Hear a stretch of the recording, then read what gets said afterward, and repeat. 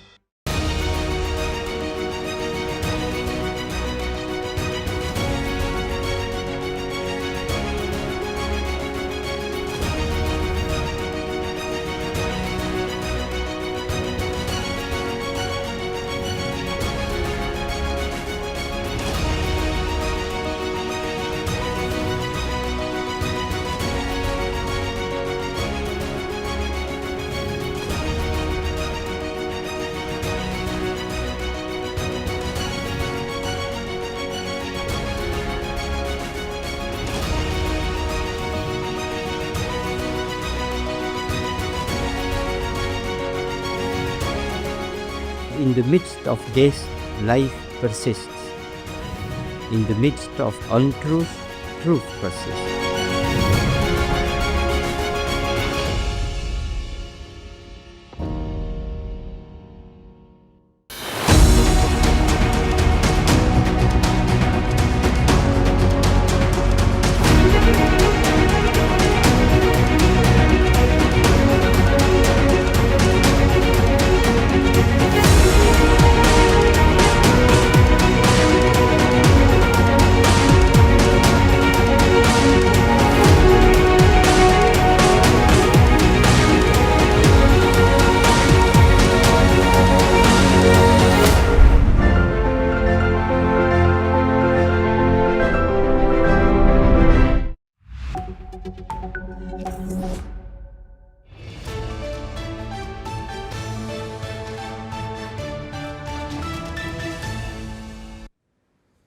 Hello and welcome, I'm Thomas Porteous and you are watching the newsroom here on NewsX World.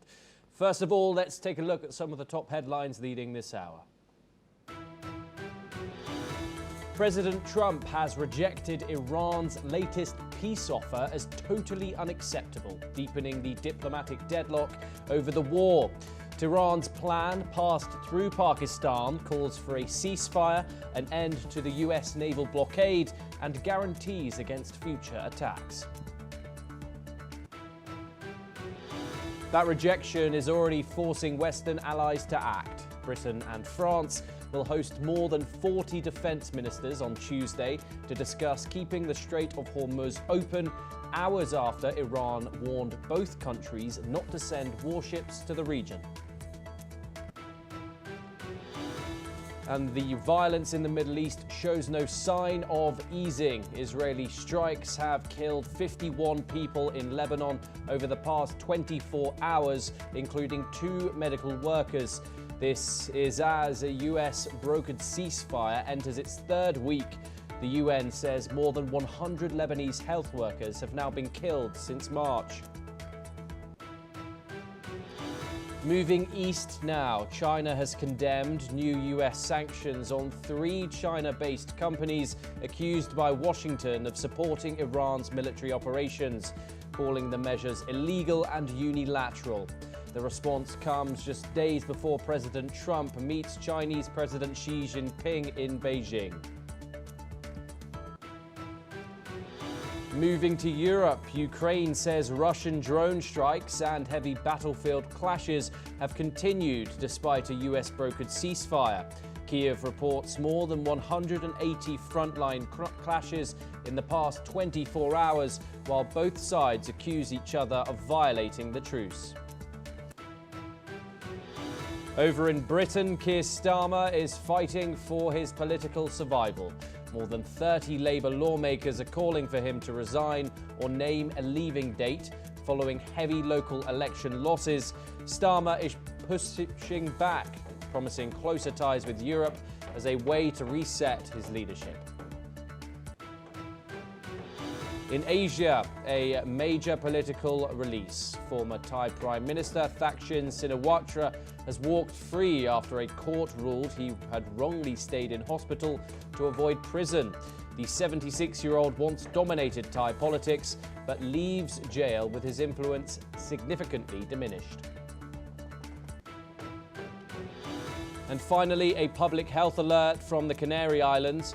A passenger evacuated from the cruise ship MV Hondius fell ill mid-flight to Paris after a hantavirus outbreak on board killed 3 people. 5 individuals are now in strict isolation as European health authorities monitor the situation closely.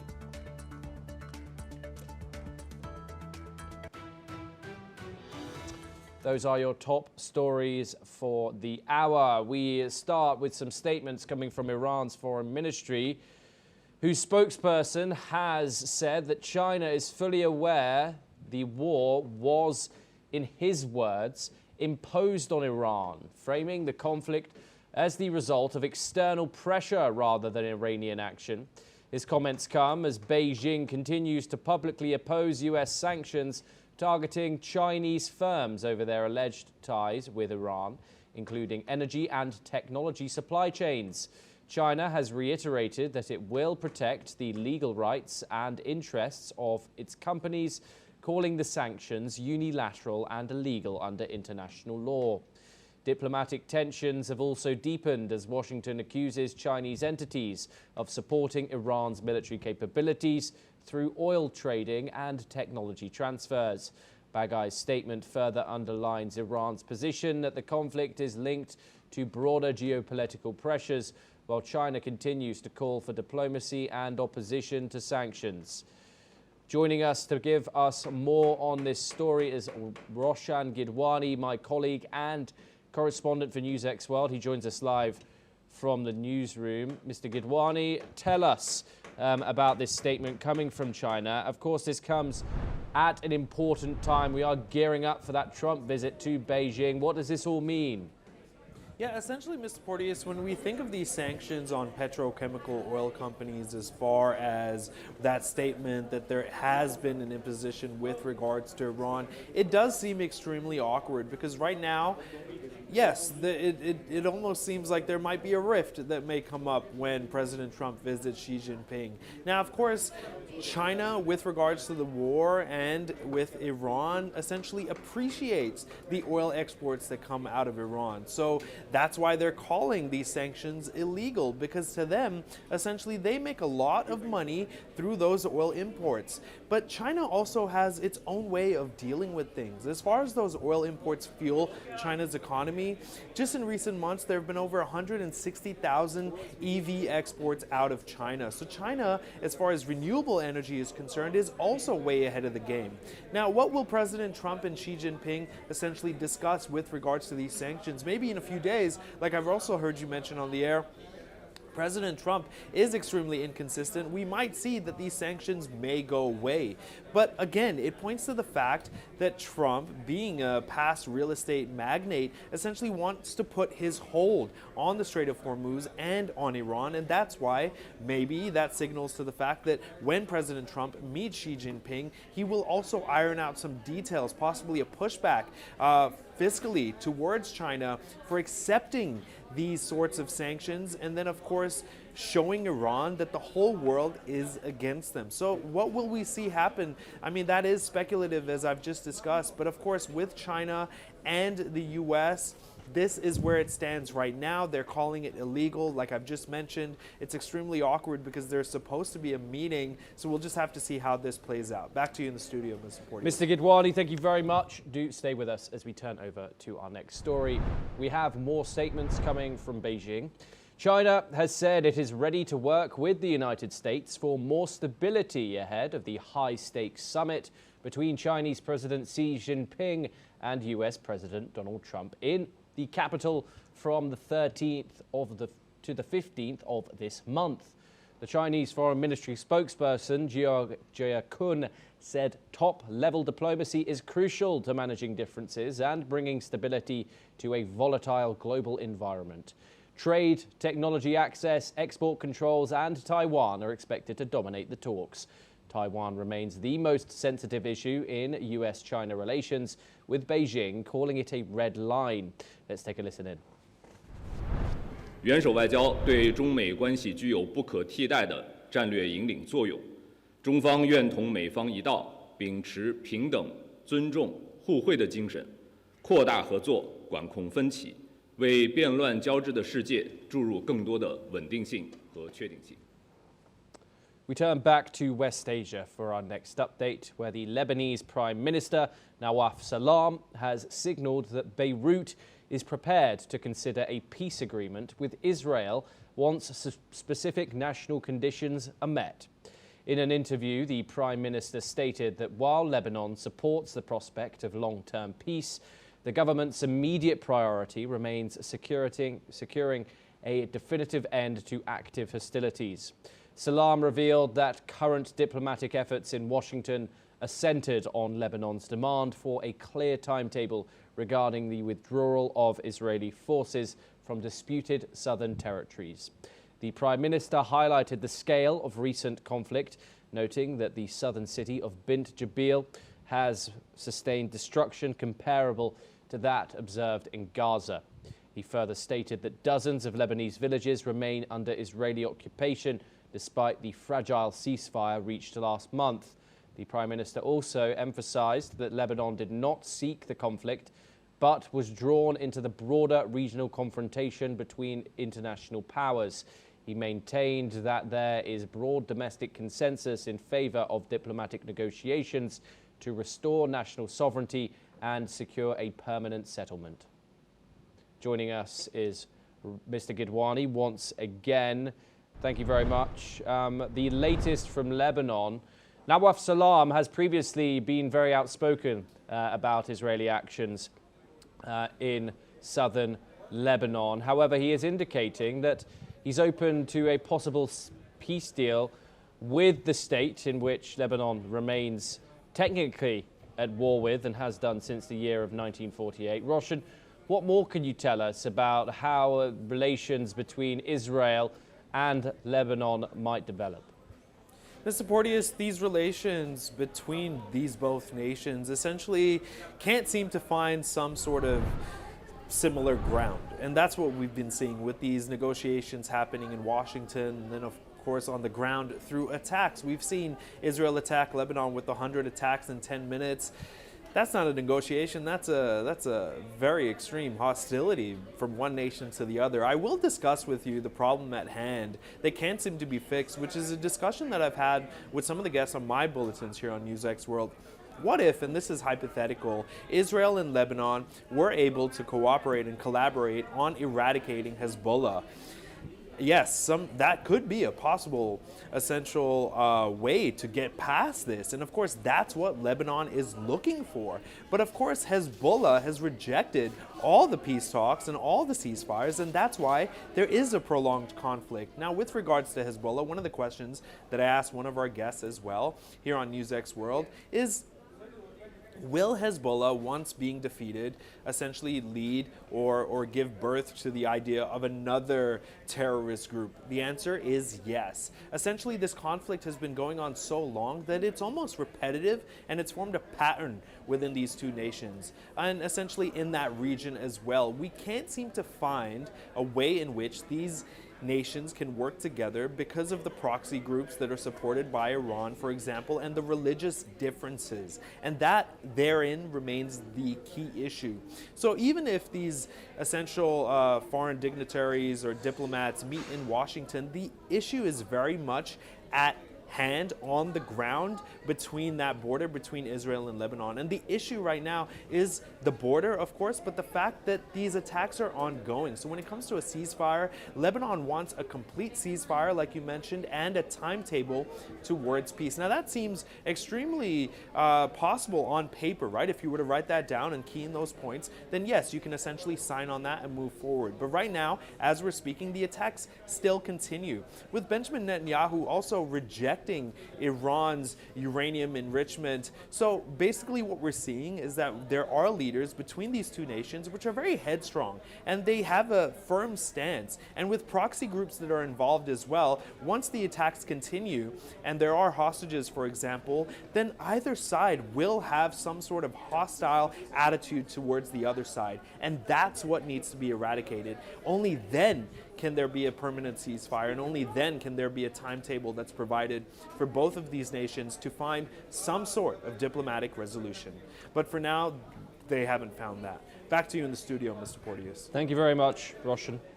We now turn over to our next update. We head to Europe, where the European Union Foreign Policy Chief Kaja Kallas has rejected Russian President Vladimir Putin's suggestion for former German Chancellor Gerhard Schroeder to represent Europe in future talks with Moscow.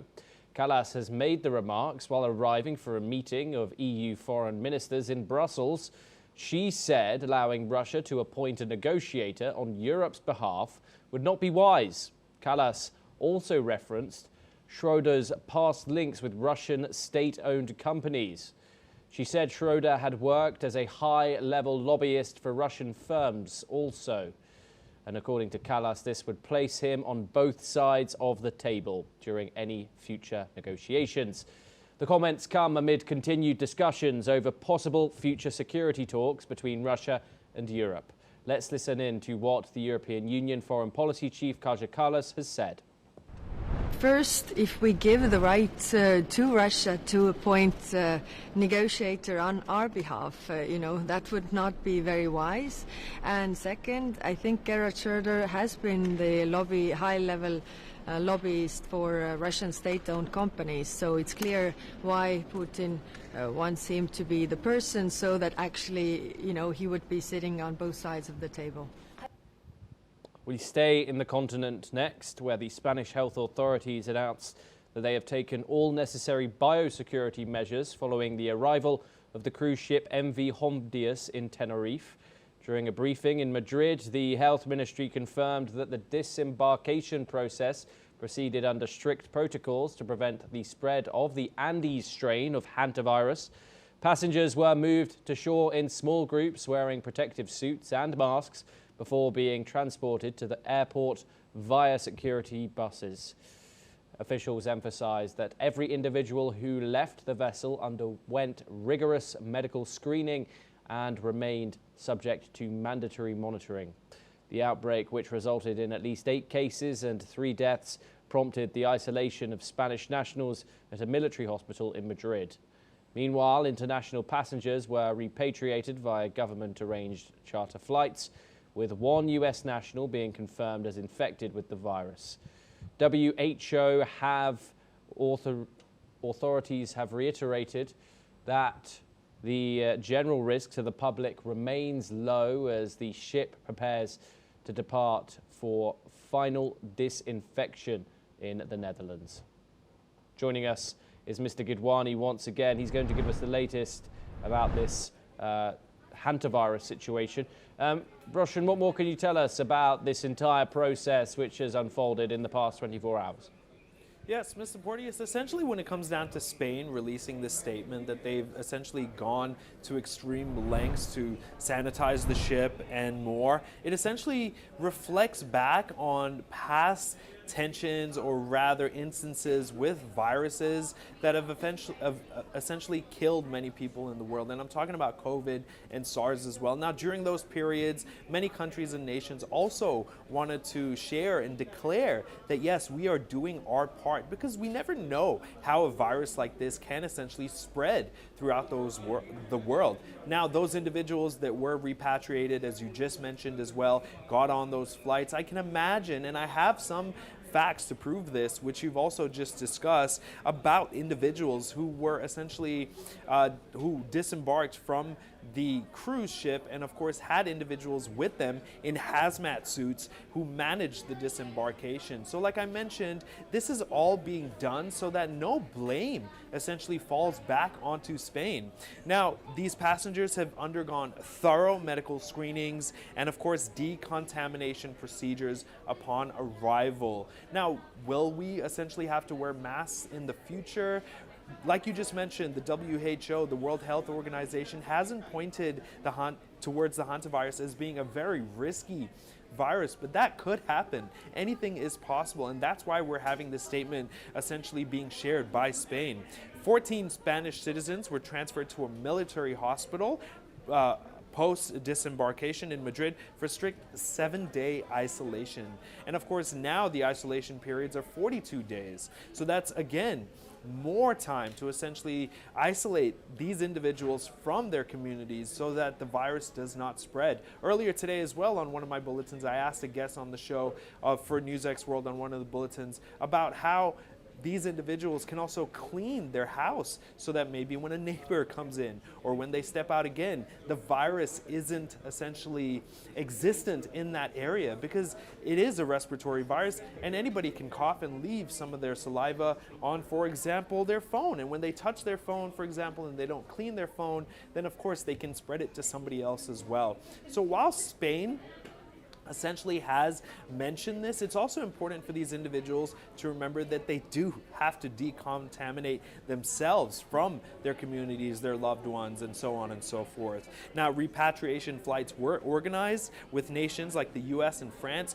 coordinating with Spanish officials for safe transport. So there's huge cooperation surrounding this. Of course, nobody wants it to spread, even though the risk is low. If it does spread, nobody wants to see COVID 2.0 or 3.0 in 2026 and beyond, especially with everything that's going on in the world right now. Back to you in the studio, Mr. Porteous. Thank you very much, Mr. Gidwani. Always a pleasure to have your input here on the broadcast. We now turn over to France, where the French President Emmanuel Macron has arrived in Nairobi, Kenya, to co-host the Africa Forward Summit alongside Kenyan President William Ruto. The two-day summit, being held for the first time in an English-speaking African nation, has brought together more than 30 African leaders and nearly 4,000 delegates, including top business executives. The summit focuses on trade, innovation, green energy, youth engagement, and stronger African representation in global institutions. Macron also announced a major €700 million investment by French shipping giant CMA-CGM to modernize Kenya's port of Mombasa. The visit is part of Macron's wider East Africa tour as France looks to rebuild ties and redefine its role on the continent amid declining influence in several former West African colonies. Let's listen in to what Beverly Owaching, the senior analyst in Control Risks, Global Risks Analysis Service, has said on this. Like a rebranding of how France is positioning itself on the continent. So it's moving away from some of its former colonial powers, security partners, towards countries where it has more of a different footprint, and trying to expand and diversify, just the same as its former allies as expanding and diversifying. We now turn to the US, where authorities in South Texas are investigating the discovery of 6 individuals found dead inside a railroad boxcar in Laredo. The discovery was made by a Union Pacific employee yesterday afternoon during a routine inspection at a train yard near the US-Mexico border. Laredo police and emergency services responded to the scene at approximately 3:30 p.m. local time, but were unable to revive any of the individuals found inside the cargo unit. While the official cause of death is awaiting a medical examiner's report, preliminary investigations are focusing on extreme heat exposure as temperatures in the region climbed to the high 90s on Sunday. An eyewitness video has emerged of the site where the tragedy was uncovered, showing visuals of law enforcement arriving and securing the area post the discovery of the bodies. The identities, ages and nationalities of the deceased have not yet been released. Federal authorities have joined local law enforcement to determine the origin of the train and the circumstances surrounding how the individuals entered the boxcar. The incident remains under active investigation as officials work to notify the next of kin.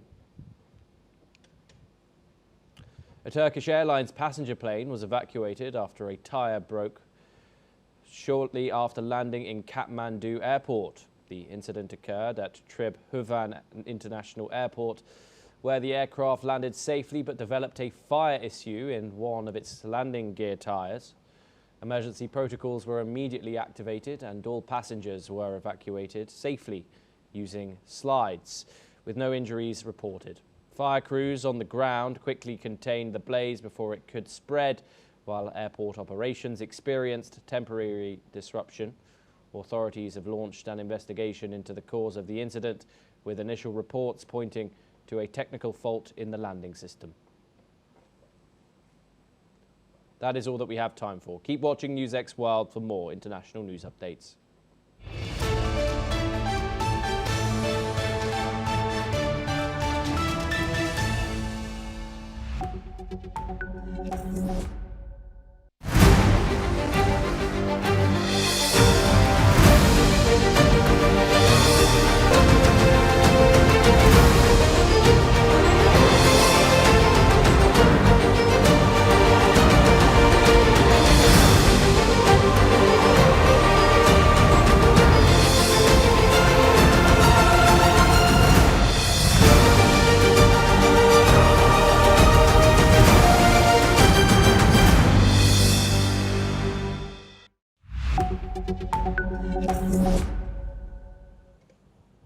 Hello and welcome. I'm Thomas Porteous and you're watching the World Report here on NewsX World. Let's take a look at some of the top headlines leading this hour.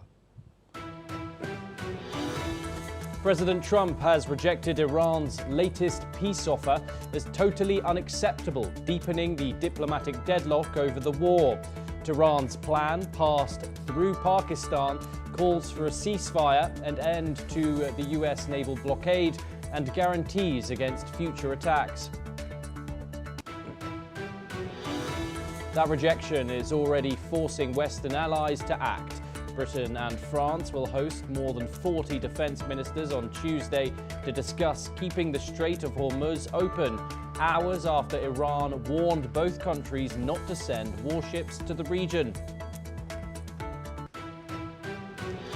And the regional violence shows no sign of easing. Israeli strikes have killed 51 people in Lebanon in the past 24 hours, including 2 medical workers. This as a US-brokered ceasefire enters its 3rd week. The United Nations says more than 100 Lebanese health workers have now been killed since March. With the Middle East at war and Hormuz in the balance, all eyes turn to Beijing. President Trump and China's Xi Jinping are expected to hold talks this week on Iran, Taiwan, AI and nuclear weapons. Taiwan says it trusts Washington but hopes for no surprises. In Britain, Keir Starmer is fighting for his political survival. More than 30 Labour lawmakers are calling for him to resign or name a leaving date following heavy local election losses. Starmer is pushing back, promising closer ties with Europe as a way to reset his leadership. In Asia, a major political release. Former Thai Prime Minister Thaksin Shinawatra has walked free after a court he had wrongly stayed in hospital to avoid prison. The 76-year-old once dominated Thai politics but leaves jail with his influence significantly diminished. In Latin America, a troubling death behind bars. Rights groups say former Venezuelan councillor Jose Manuel Garcia has died in police custody, months after being detained on fraud allegations. His death brings the total number of reported political detainee deaths in Venezuela to around 20 since 2014. And finally, a public health alert from the Canary Islands. A passenger evacuated from the cruise ship MV Hondius fell ill mid-flight to Paris after a hantavirus outbreak on board killed 3 people. 5 individuals are now in strict isolation as European health authorities monitor the situation closely.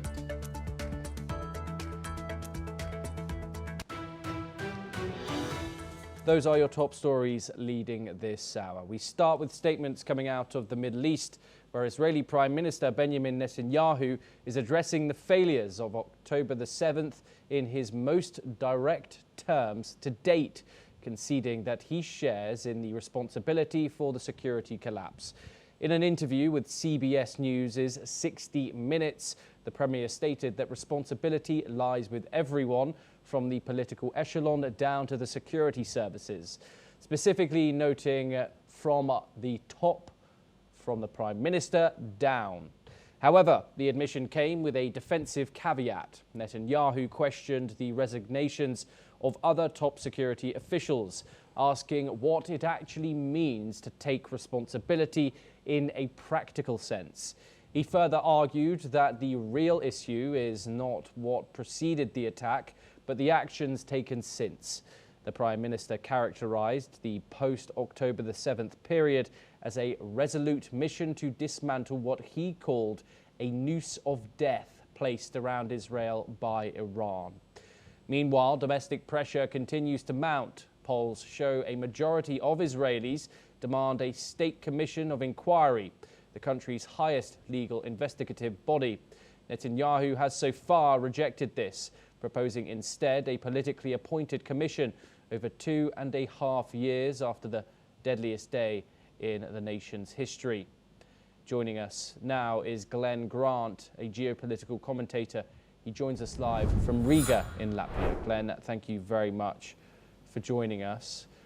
Yeah, thank you. Good morning. Good morning. Pleasure to have you. A sort of admission from the Israeli Prime Minister, but as we said, he launches a caveat and sort of blames multiple institutions, people for October the 7th as well. But also, the key point of this is, of course, that he is not putting forward and demanding a state commission of inquiry, which would usually be the way forward when it would come to a situation like this. Netanyahu's handling of the situation by critics is seen as politically motivated. What do you think of Benjamin Netanyahu's statements here that he's made in this interview?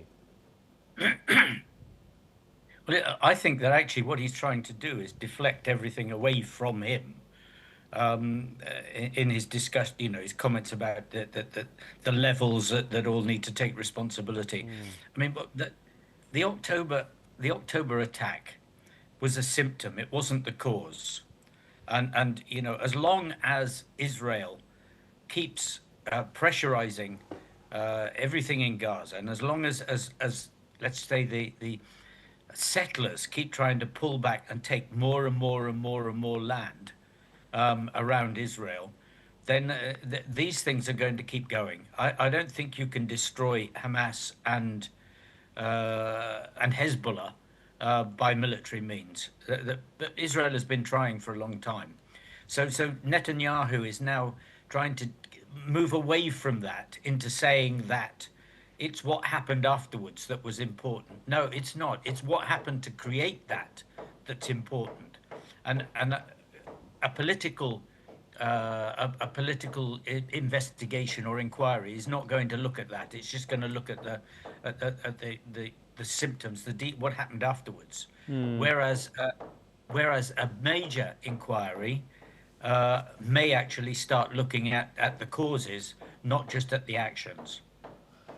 And Glenn, in terms of Netanyahu's position now, we've obviously got an Israeli election coming up in the next year. His two opposition opponents have made this coalition against his government. We see marches on the streets on a near weekly basis in Israel, filling the streets of Tel Aviv with thousands and thousands of people. He's of course also facing a corruption trial now that's lasted over 5 years, with further allegations of him even going so far as to prolong the war in Gaza in order to postpone that trial.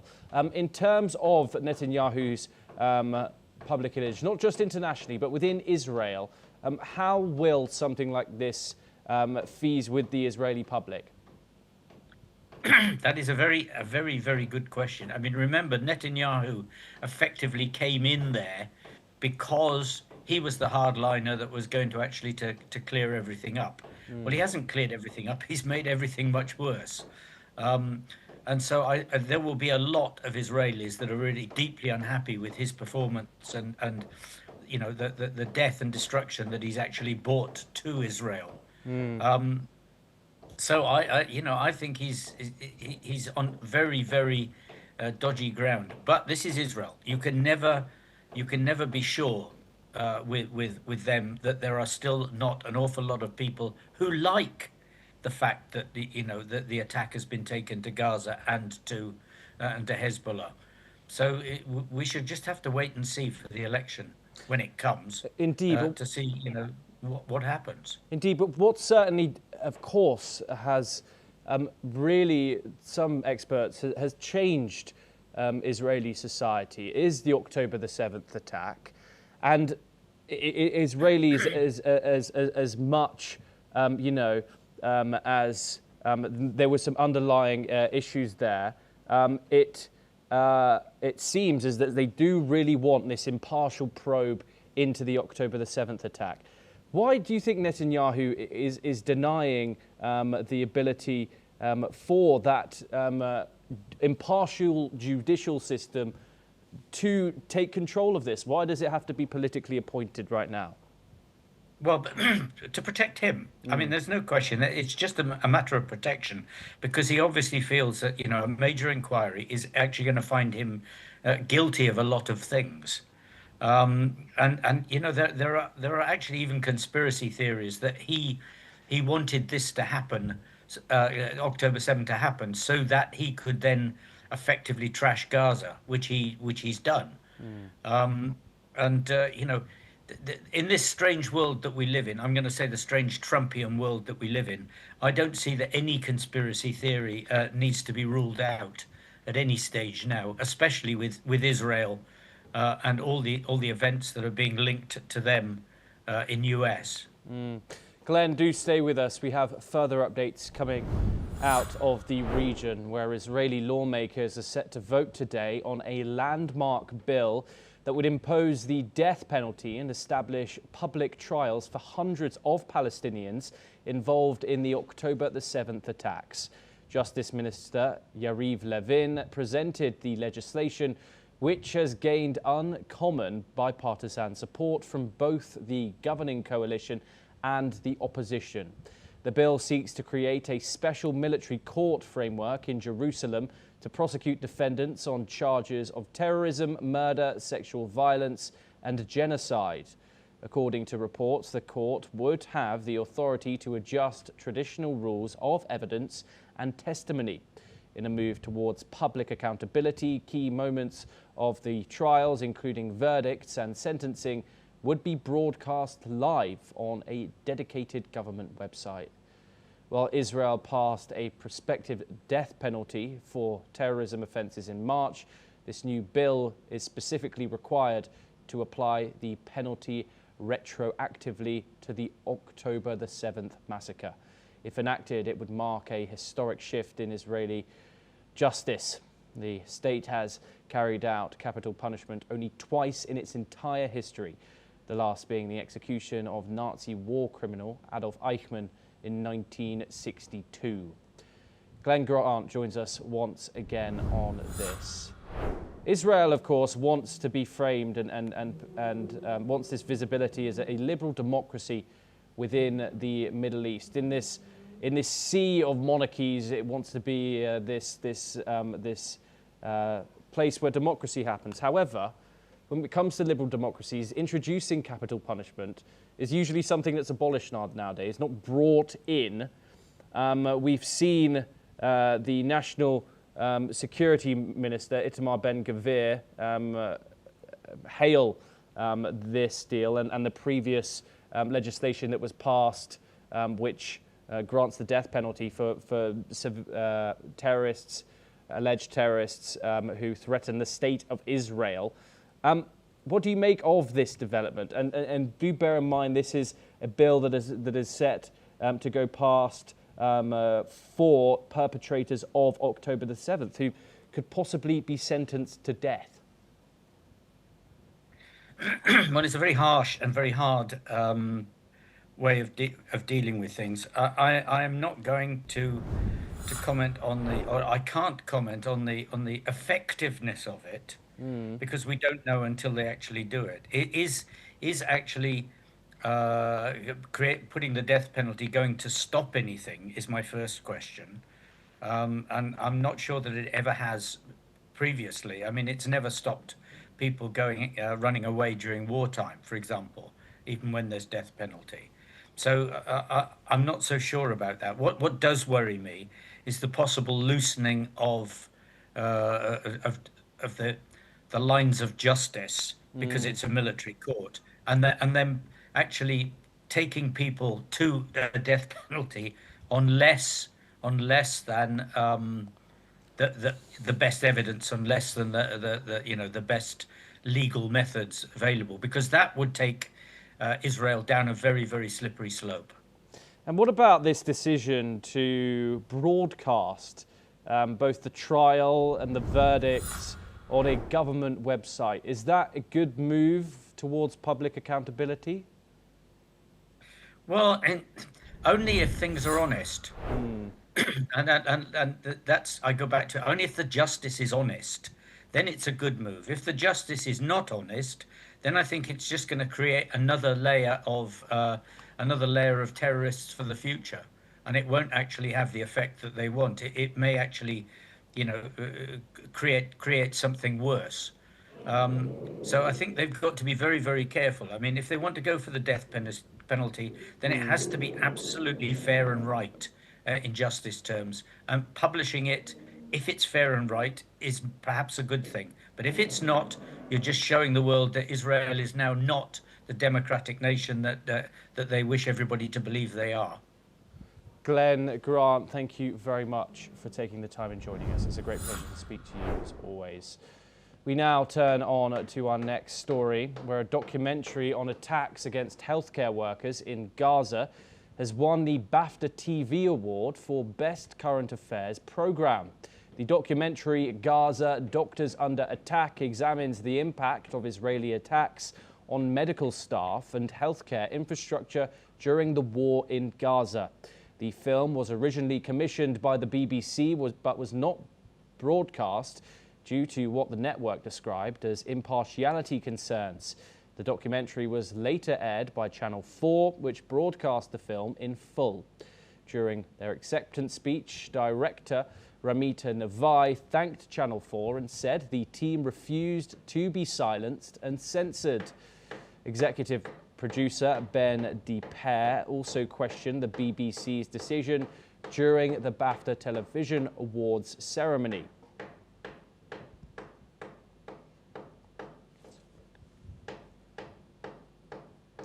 We move on now, and the French Health Ministry has confirmed that at least one passenger evacuated from the MV Hondius cruise ship has tested positive for hantavirus. In a frightening escalation of the biosecurity crisis, officials report that the patient's condition is rapidly deteriorating. French health officials and Minister Monica Garcia stated that 4 other passengers from the same vessel have returned initial negative results, but will remain under structure surveillance and undergo retesting. Meanwhile, a massive contact tracing operation is underway, with authorities so far identifying 22 contact cases across France linked to the infected traveller.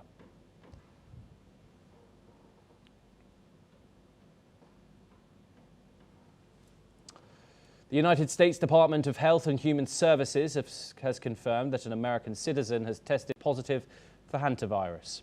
The individual is among 17 US passengers being repatriated from the cruise ship MV Hondius, which has been at the center of a deadly outbreak. According to federal health officials, the passenger tested mildly positive for the Andes strain of the virus, while a second citizen is currently exhibiting mild symptoms. Both individuals are being transported in specialized biocontainment units aboard a repatriation flight to Omaha, Nebraska. Upon arrival, they will be transferred to the Regional Emerging Special Pathogen Treatment Center for clinical assessment and care.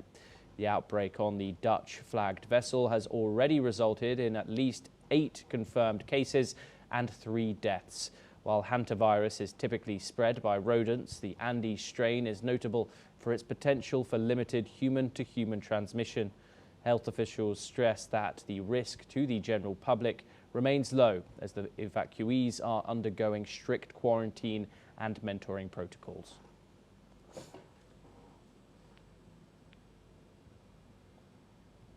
We turn to East Asia now, where Taiwan has said its Coast Guard forces successfully drove away a Chinese research ship after it entered waters near its territory. Authorities in Taipei claim the vessel was monitored and intercepted after it was detected operating in a sensitive maritime area. The incident comes amid continued tensions between Taiwan and China over maritime boundaries and regional military activity. Taiwan's Coast Guard said it issued warnings and escorted the ship out of the area to prevent any escalation. Beijing has not yet issued an official response, while some incidents have become increasingly common in recent months. Joining us now is Craig Peacock, Chief Advisor at Kujaku Japan Advisory. Thank you very much for joining us live from Tokyo. Thank you very much, Craig. In terms of the tensions between Taiwan and China right now, we've obviously got this big meet come up later on this week between President Trump and President Xi, with Taiwan saying it wants no surprises from that. In terms of China's attitude towards the United States and Taiwan, how do you think that conversation between the two counterparts, Donald Trump and Xi Jinping, is going to go later this week? Well, I think there will be probably no surprises. You know, we hear the term Taco Trump, and I think this is probably what's going to eventuate. He's shown a pattern of doing that. From the Taiwanese perspective, obviously they're not treating this as an isolated maritime incident. I think it's part of China's broader campaign to test the grey zone by putting these kind of vessels into such waters and calling them research vessels. What really does matter here, Thomas, is not that Taiwan drove the vessel away, but what kind of vessel it was. I mean, these vessels do have a dual purpose. They can be, of course, research vessels, but they can also be used to map ocean floor, subsea cabling. They have military use as well. So the phrase research ship shouldn't be used to lull anyone to thinking it was benign.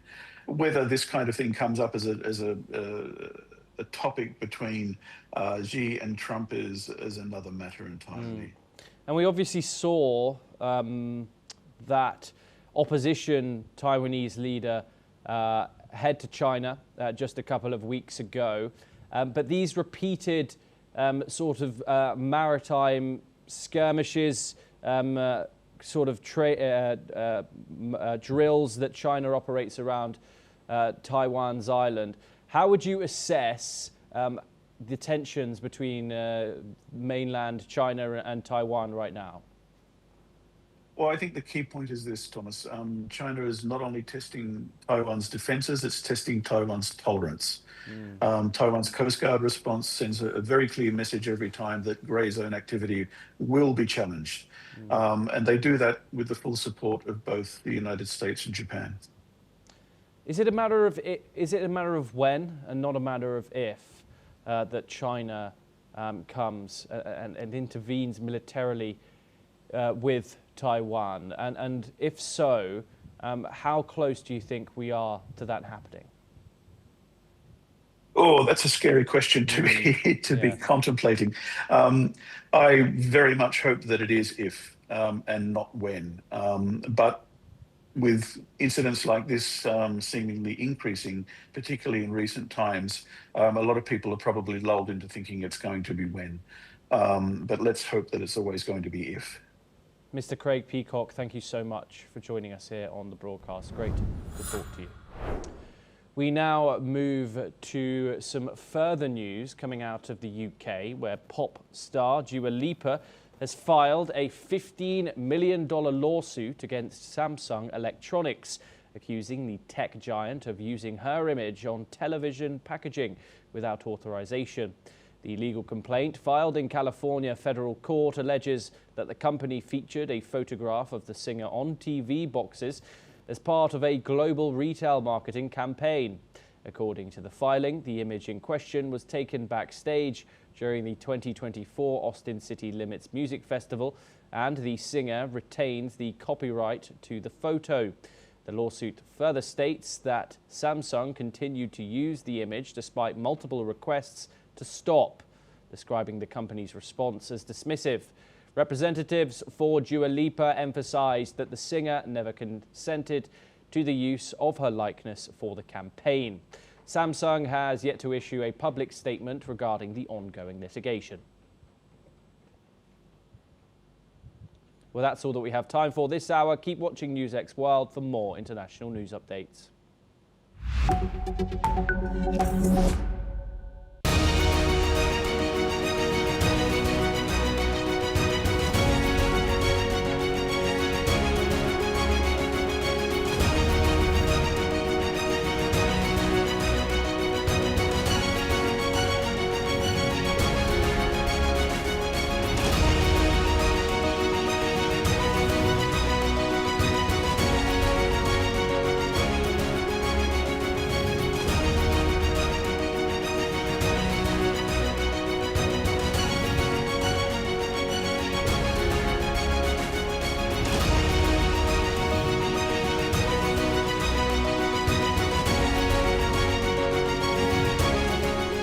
In the midst of this, life persists.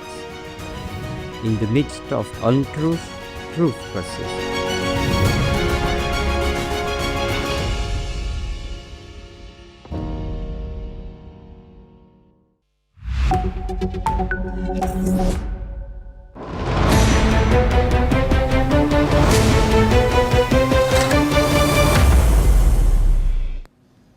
Welcome back to NewsX World. I'm Rashawn Gidwani, and you're watching Focal Length, where we get you a briefing on topics from across the world. The conflict involving Iran and the United States has reopened fundamental questions about American foreign policy, the balance between diplomacy and military action, and whether lessons from Iraq and Afghanistan have truly been learned. As negotiations continue alongside military operations, global attention is also turning toward the role of the Gulf states, the future of the Strait of Hormuz, and whether the United States is shifting away from diplomatic engagement toward harder security strategies.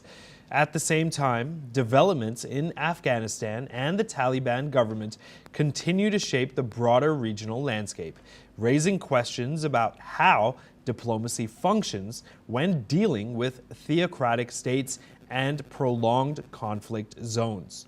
Joining us now is Ronald Newman, a former United States ambassador to Afghanistan, Bahrain, and Algeria. He currently serves as president of the American Academy of Diplomacy and has spent decades working across diplomacy, security, and international relations. He is also the author of The Other War, Winning and Losing in Afghanistan, a book examining the political and military challenges of the Afghan war. Today, he joins us to discuss the Iran war, U.S. strategy, diplomacy in the Middle East, and the future of regional security. Thank you for joining us. I'm happy to be with you. Wonderful. My first question to you is, Ambassador Newman, you have an extensive career working in international relations, from the armed services to diplomacy as well. Now, this war in Iran has been war-gamed by American presidents since the Islamic Revolution in 1979. President Trump has recently made comments in Florida arguing that previous presidents should have done it a long time ago. Why is the U.S. government taking this decision at this moment in time? And in your analysis, is it a wise one? I don't think it's a terribly wise one. Now, President Trump hasn't exactly defined what the "it" is, which he thinks government's previous administration should have done. Early goals they talked about were regime change and absolute control of the nuclear file and maybe missiles. And they don't seem to have any of those things. So that may indicate the difficulty which was perceived by other administrations before having a war. At this point, I don't know how this is going to end. Right. You mentioned that at this moment it's tough to know when it will end. You've also worked and lived in Iraq and Afghanistan during your diplomatic career. What lessons can be learned? And Iran. Very nice. Yeah. What lessons did you learn from these countries and, of course, the wars within them, with the Iran war now being the focal point as far as global tensions are concerned? Do you see more similarities than differences? What are your thoughts? Well, militarily, it's not very similar. There are no U.S. troops on the ground. I think intellectually, the largest lesson, but which is a lesson not learned, is that you have to understand who you're dealing with, both your hosts in the case of Afghanistan, Iraq, and your enemies. And in this case, I think the Trump administration fundamentally misunderstood the level of pain which the regime in Iran is prepared to accept in order to assure its survival. And that's been pretty clear all the way back to the late Ayatollah Khomeini accepting a ceasefire that he really hated with Iraq in the Iraq-Iran war back in the 1980s. He referred to it as drinking a poisoned cup, but it was necessary to save the regime. I think if we, the Americans, had understood that, then we would have been a lot more cautious about thinking that an early capitulation would happen. We've now seen 2 rounds of negotiations between Iran and the United States in Islamabad, Pakistan, and conflicting statements about the progress in these negotiations. From your experience as a diplomat in the region, how do you evaluate the progress of these negotiations? Well, it's very difficult to evaluate or make any judgments from outside where we don't know the details. What we do know from the past is that the Obama administration's negotiations with the Iranians took 15 months, I think, to get to a satisfactory place. The Iranians also are very good negotiators, as I have experienced myself. They're very good at holding their ground. Now, that's really all one can say from facts we have. There are rumors, there are leaked stories. If you end up with what is being leaked, that is opening the Strait of Hormuz in return for ending the blockade, and then you have talks on the nuclear and other issues, I would say that the Iranians will have won a substantial victory, since we would then have certainly no more than we had before the war started, and quite possibly less depending on what was on the table in the Oman discussions. Ambassador, currently you serve as the president for the American Academy of Diplomacy. Spending on USAID and American humanitarian presence around the world has drastically reduced since President Trump took office. Are we now seeing diplomacy and humanitarian development being deprioritized in place of military action? Well, I think one has to be careful about not merging humanitarian assistance with developmental assistance. Humanitarian assistance is short term. It's essentially putting a bandage on a wound. It doesn't heal anything. Developmental assistance attempts to move countries forward economically as a whole. Right now, we have apparently a fair amount of humanitarian assistance still going on, good deal less developmental assistance. There is an effort to link that more with trade. And I think one should be careful about just dismissing this. Trade business has become a much more important part of development over the last 20, 30 years than it ever used to be.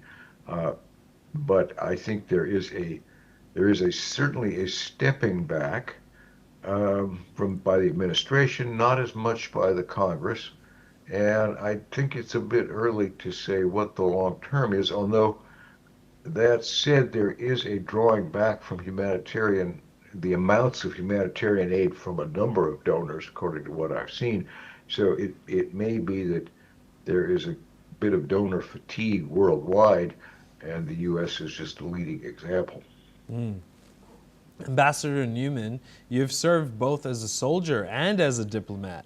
In the case of Iran, do you think the United States government should have continued with the previous negotiations in Oman to conclusion, or was the decision to start Operation Epic Fury at that particular time the correct or incorrect one? When is the right moment for diplomacy versus military action? Well, answering that question requires some information that I don't have. Was there truly an immediate threat? That would be the main. Times when you use military action are either after you're attacked or when you're really very sure you're about to be attacked. Now, this is a little puzzling because Mr. Trump had said that the Iranian nuclear program was obliterated back in June of last year. So I'm not sure why we had an immediate threat out of an obliterated program. There's a contradiction there, obviously. If the Iranians were negotiating seriously, if there was if there was progress in their offers, as the Omani diplomats have suggested, then it seems a bit foolish to have started a military campaign. But I have to say that there may be reasons that I don't understand, but in this case, we do not seem to have advanced our negotiations. It's not clear that we've advanced any other goal, and in a sense, we've partially lost control of this. The Iranians now have a negotiating position based on control of the Strait of Hormuz, which they did not have before the war. Now, we've certainly dealt them, we the Americans have certainly dealt them a huge blow militarily. We've set back their nuclear program. It's not all a bad news story for the Trump administration. Tactically, they've made a lot of short-term gains. Strategically, it's very questionable whether they have a better position now than they had before. And that'll be clearer once we know what the results of the negotiation are, if there are any. Sir, how do you think the Gulf states will be looking at a possible diplomatic resolution with relief for the opening of the Strait of Hormuz, as well as a ceasefire of hostilities, or will they essentially be continuously anxious that the Islamic regime remains a threat to them as far as their survival beyond this? What are your thoughts, sir? Well, the Gulf states have been worried about Iran ever since the revolution, although they had tough relations with Iran even before that.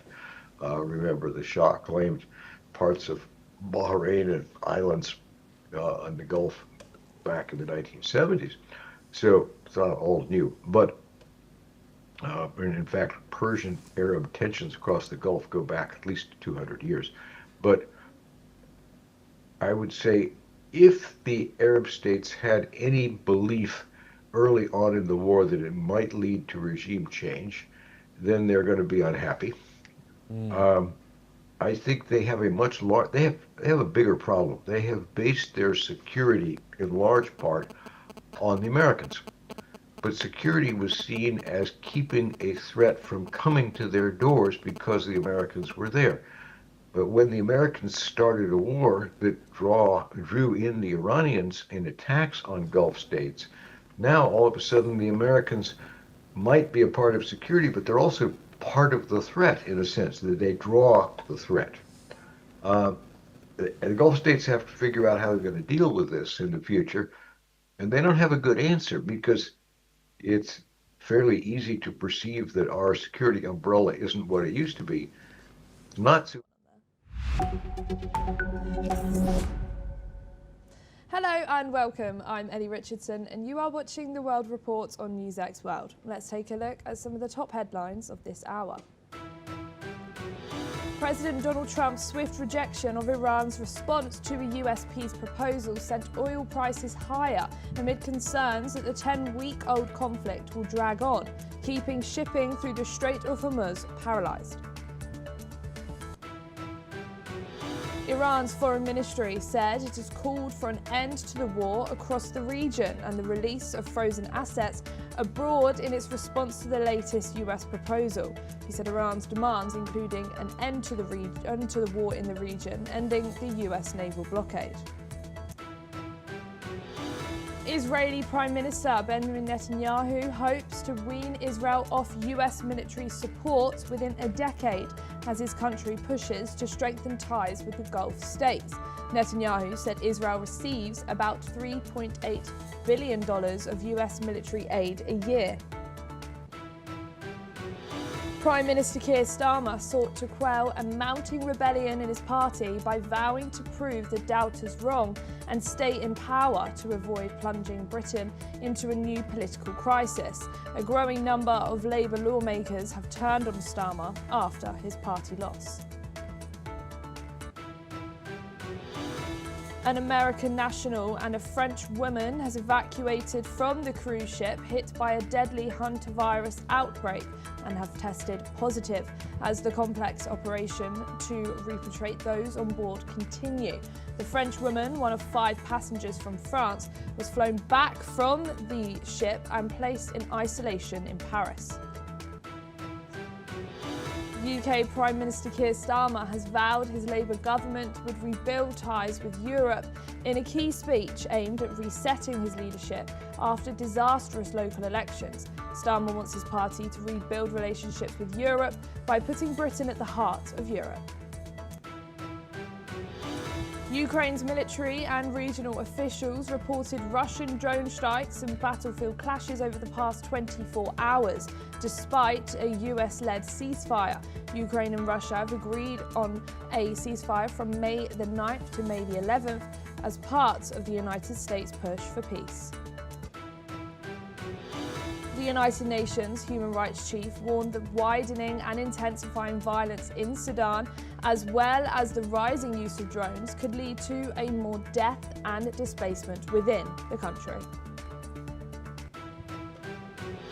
And for your top story this hour, Britain's Prime Minister Keir Starmer is facing the biggest challenge to his leadership since Labour's landslide election victory 2 years ago.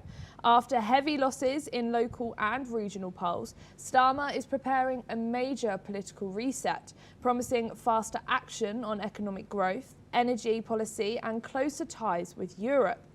However, pressure inside the Labour Party is growing rapidly as several MPs now believe a leadership contest may be unavoidable.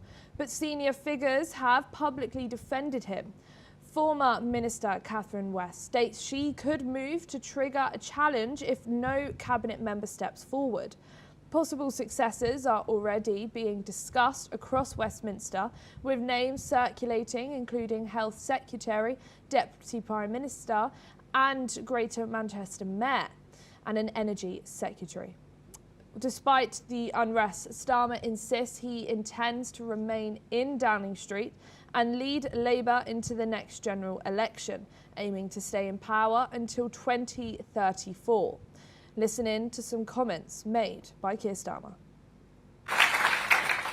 I know that people are frustrated by the state of Britain, frustrated by politics, and some people frustrated with me. I know I have my doubters, and I know I need to prove them wrong, and I will. After Starmer's press conference, we have seen that these claims made by him, he also wants to make sure that Britain are at the heart of Europe. He wants to make sure to build ties back with the European nations, vows to rebuild trust within the UK, and also make sure his party stays in power for the next election coming up in 2 years' time.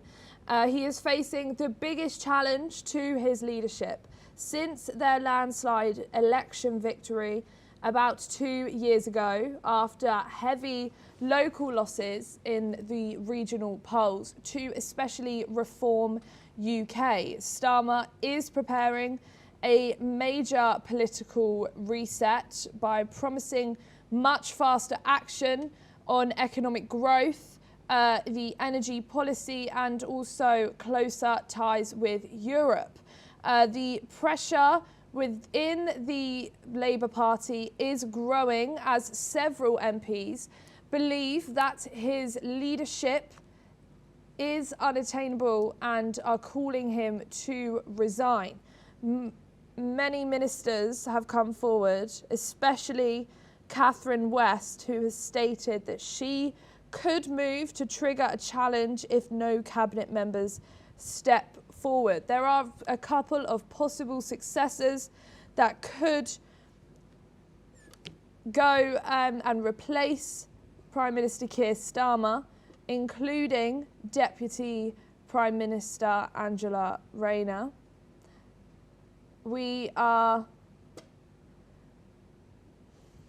Despite the unrest within the country, Starmer has insisted that he intends to remain in Downing Street and lead Labour into the next general election.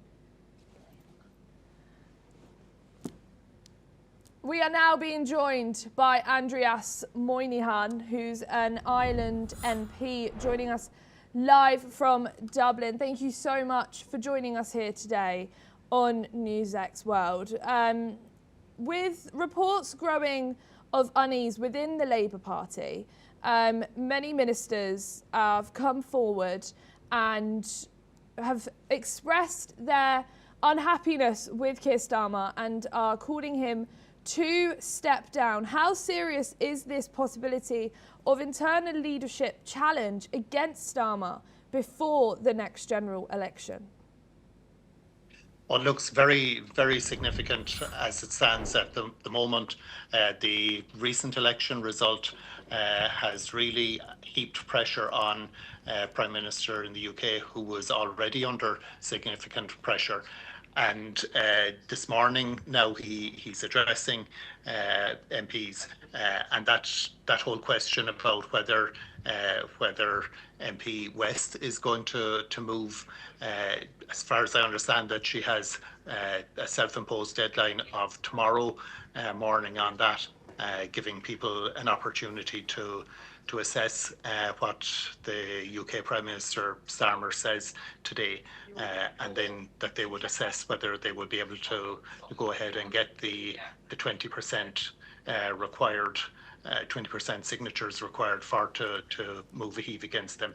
But certainly it is very threatening to him, and even if he was able to stave off this current threat, he's certainly in a much more vulnerable position as a result of the recent developments.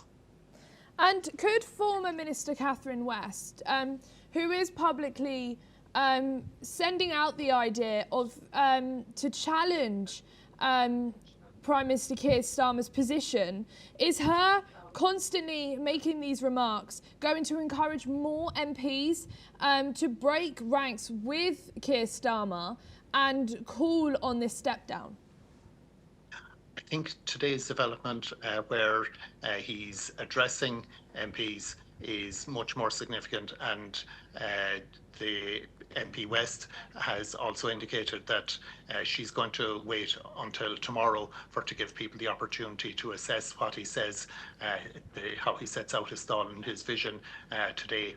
So I think certainly there'll be that with more pressure on today's address, and that will be what would influence whether MPs would be inclined to add their signature to the move against them. And then she was saying that she will be waiting until tomorrow morning before making a move on that. There's a high bar of needing 80 signatures on it, and even then, a move like he could see it off any challenge like that as well. And we've seen in the past where within Labour where there would have been challenges to the leadership, and even in spite of having the large vote against the then Corbyn, that he resisted on it. So it could be things like possibly ministers resigning, or maybe people going towards the leader themselves, encouraging him. But he could very well resist all this and see come out of it much stronger as well. There's no certainty on it. You have to give the opportunity that today's address could actually galvanise the troops, and that he could come out of it stronger as well. Anything is possible. There's a great deal of uncertainty, but certainly over the next couple of days, hugely significant for Keir Starmer in his role as the leader of Labour and of the British PM. And as Catherine West is saying this, there are also names that are coming up as potential successors to Keir Starmer: Wes Streeting, Angela Rayner, Andy Burnham and Ed Miliband, who currently appears as best positioned to unite Labour right now. That's difficult to say. I wouldn't be so familiar with the internal workings of the British Labour Party, but I know that they have been making efforts to identify alternative leadership. I think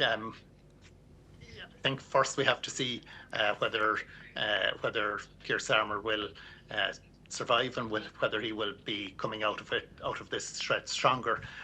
They seem to have a number of names, including people who I understand that they were looking at somebody who's not currently an MP to try and get them elected as well. So look, there's a lot of internal moves, but realistically at this stage, Keir Starmer's in the driver's seat with today's address, and that he has the very real possibility of seeing off a threat, and really have to wait and see until tomorrow, I would say, whether British MPs will put together, whether 80 of them will come together on that threat to Starmer.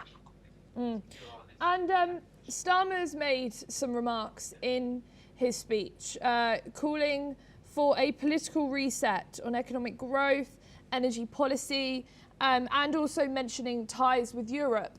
Is this a genuine strategic shift, or simply a damage control after these poor electoral results?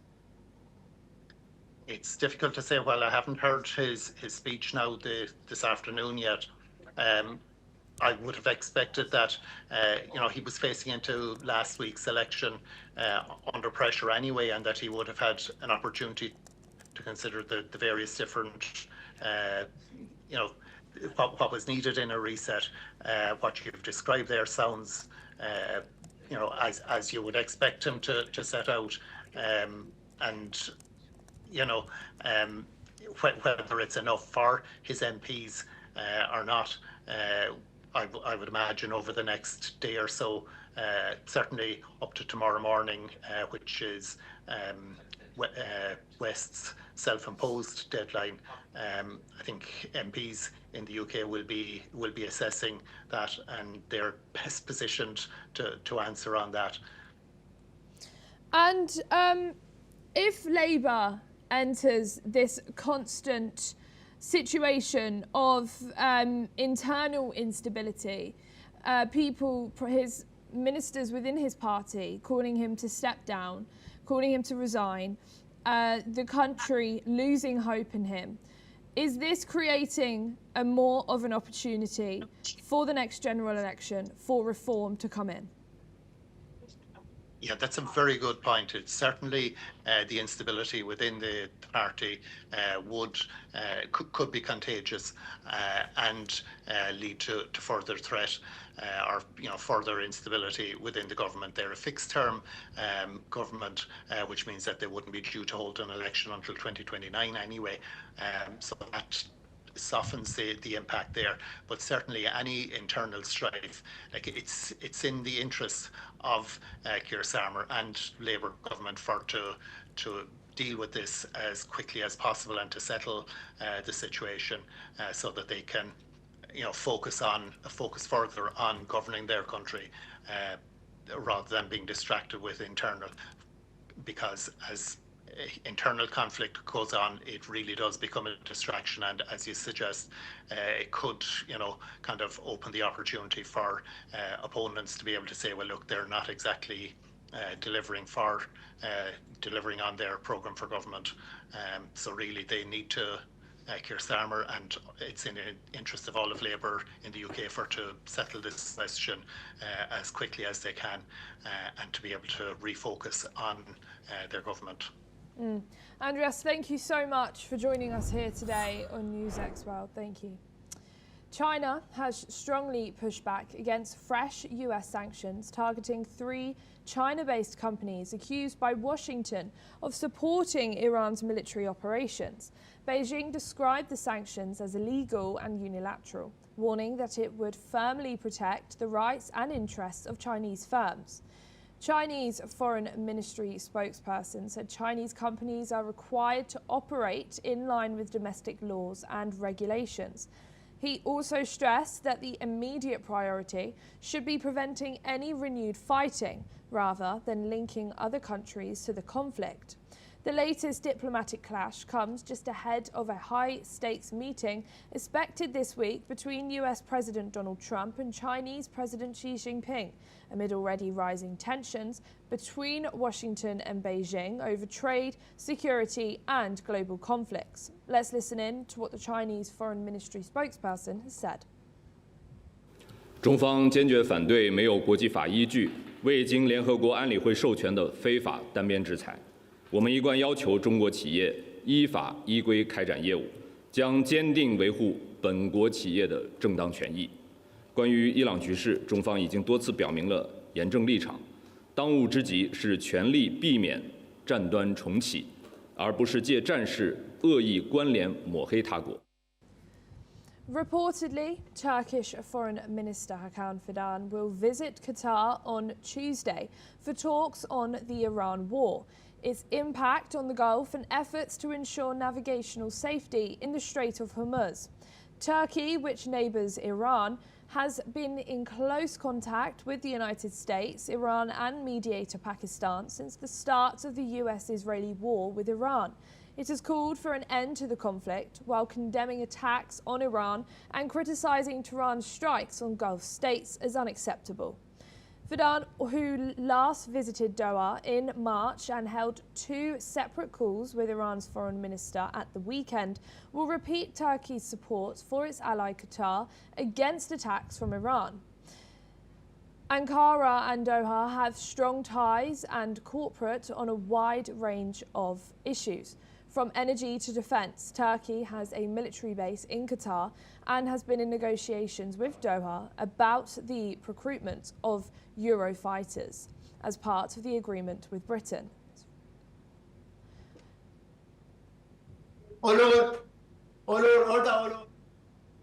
We are now being joined by Borzo, who's an Iranian-American journalist and founder of Badlands newsletter, joining us live from Istanbul. Thank you so much for joining us here today on NewsX World.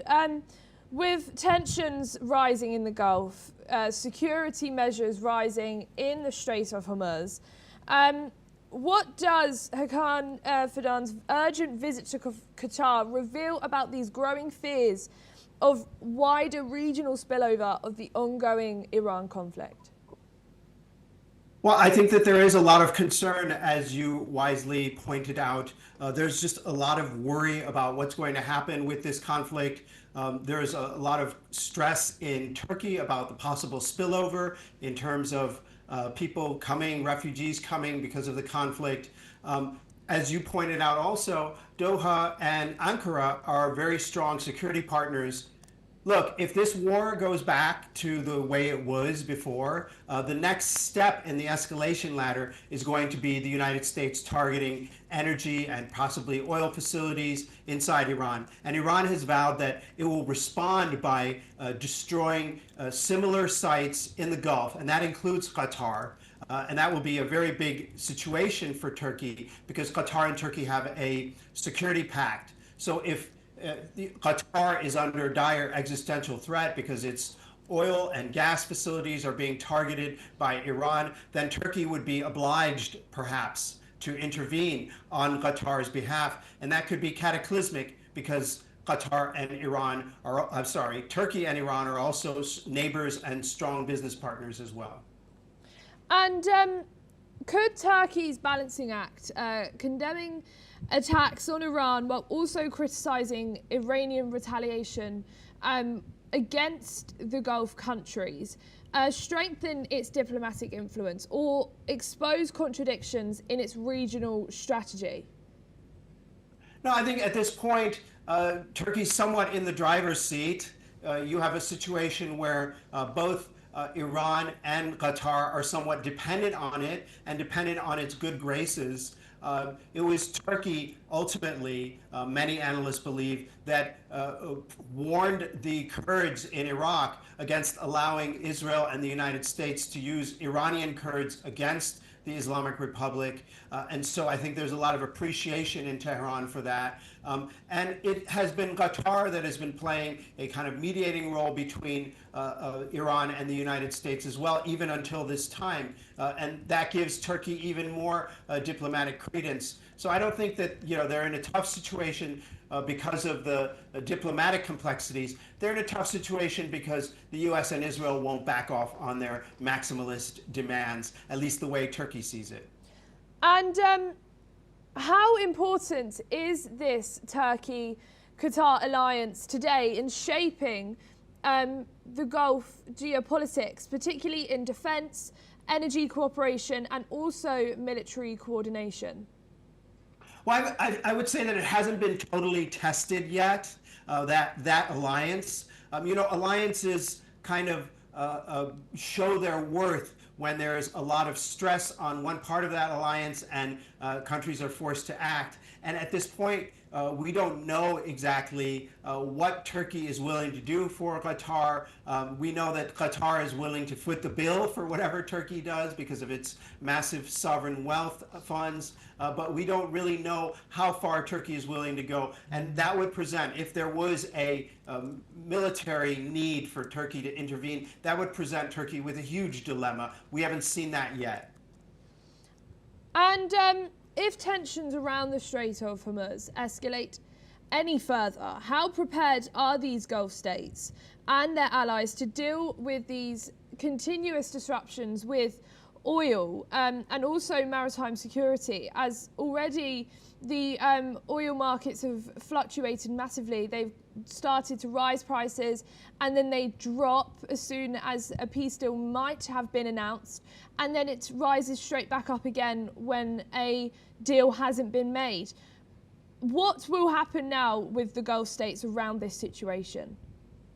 Well, Ellie, I think that we need to have some kind of calm and equilibrium be established before people can even assess the damage. And it's not just material damage, it's damage to reputation. The whole vision of the Gulf as this safe exception to the chaos in the Middle East and other surrounding countries like Lebanon and Iraq and so on has been shattered. And so these city-states, Abu Dhabi, Dubai, Doha, Manama, Riyadh even to some extent, they need to figure out what they have left and what reputation they have and what they need to do to fix that reputation or redefine themselves. So I think it's still a little too early to figure out what the damage is, but that will come about as soon as the conflict is over.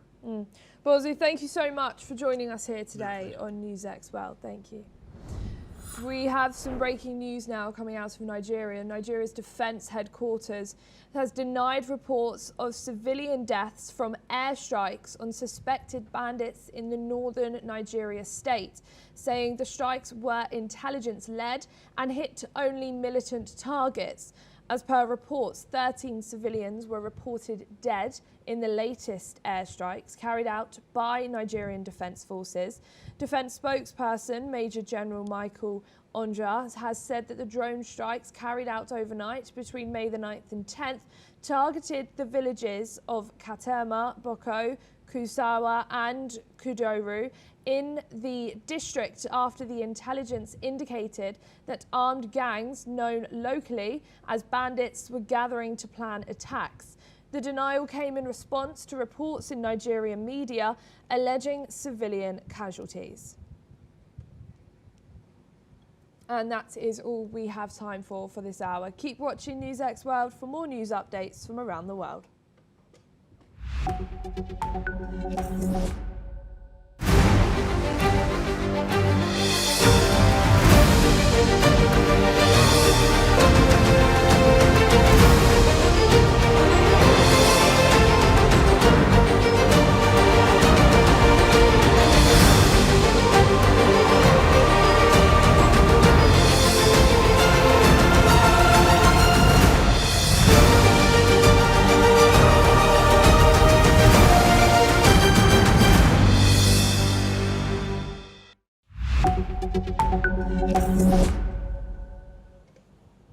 Hello and welcome. I'm Thomas Porteous and you're watching The World Report here on NewsX World. Let's take a look at some of the top headlines leading this hour.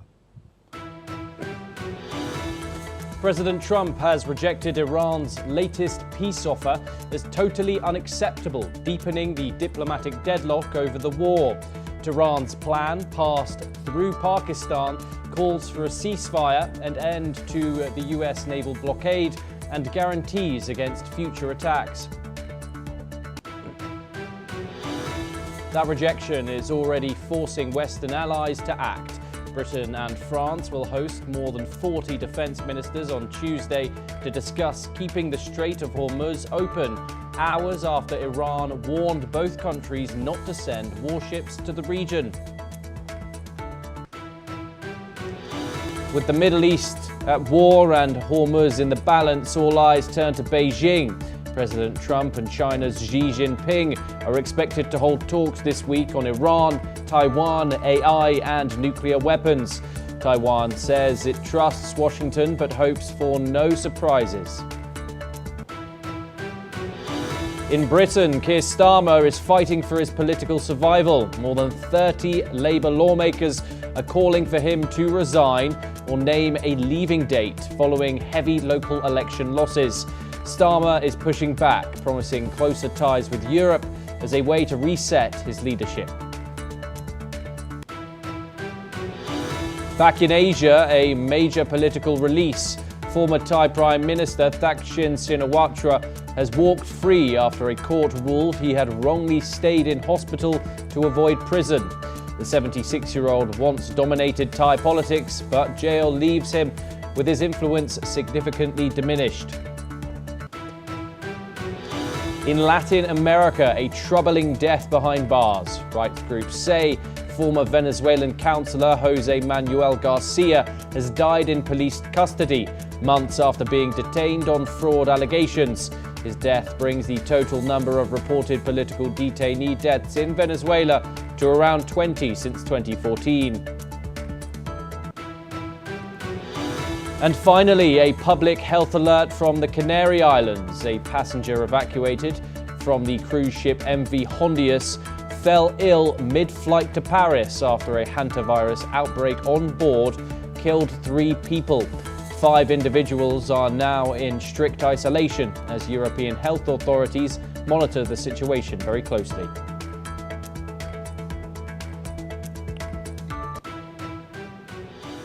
Those are your top stories for the hour. We start in West Asia, where new reports are highlighting the extreme measures global oil carriers are taking to navigate the increasingly volatile Strait of Hormuz.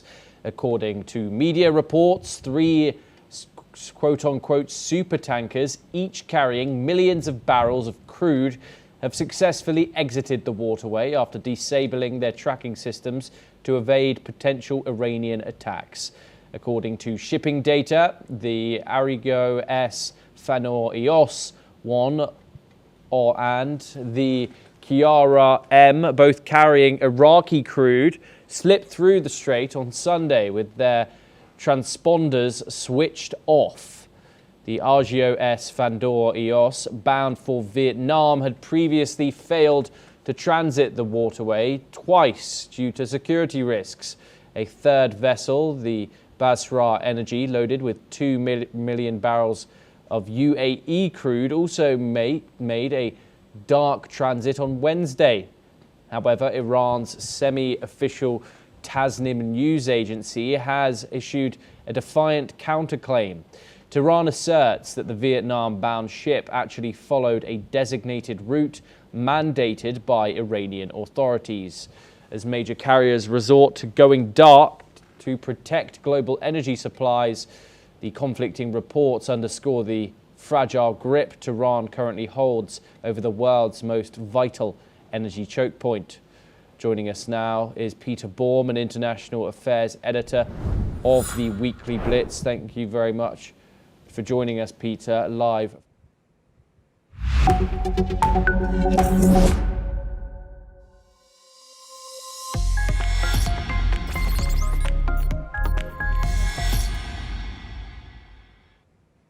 Hello and welcome. I'm Ellie Richardson and you are watching Trending Tech on NewsX World, where we bring you the latest tech breakthroughs and trends from around the world. Meta made a major move that has shocked privacy advocates worldwide. Instagram officially removed end-to-end encryption from its direct messages. This means that Meta now has the technical ability to access every DM you send on the platform, including text, images, videos, and voice notes.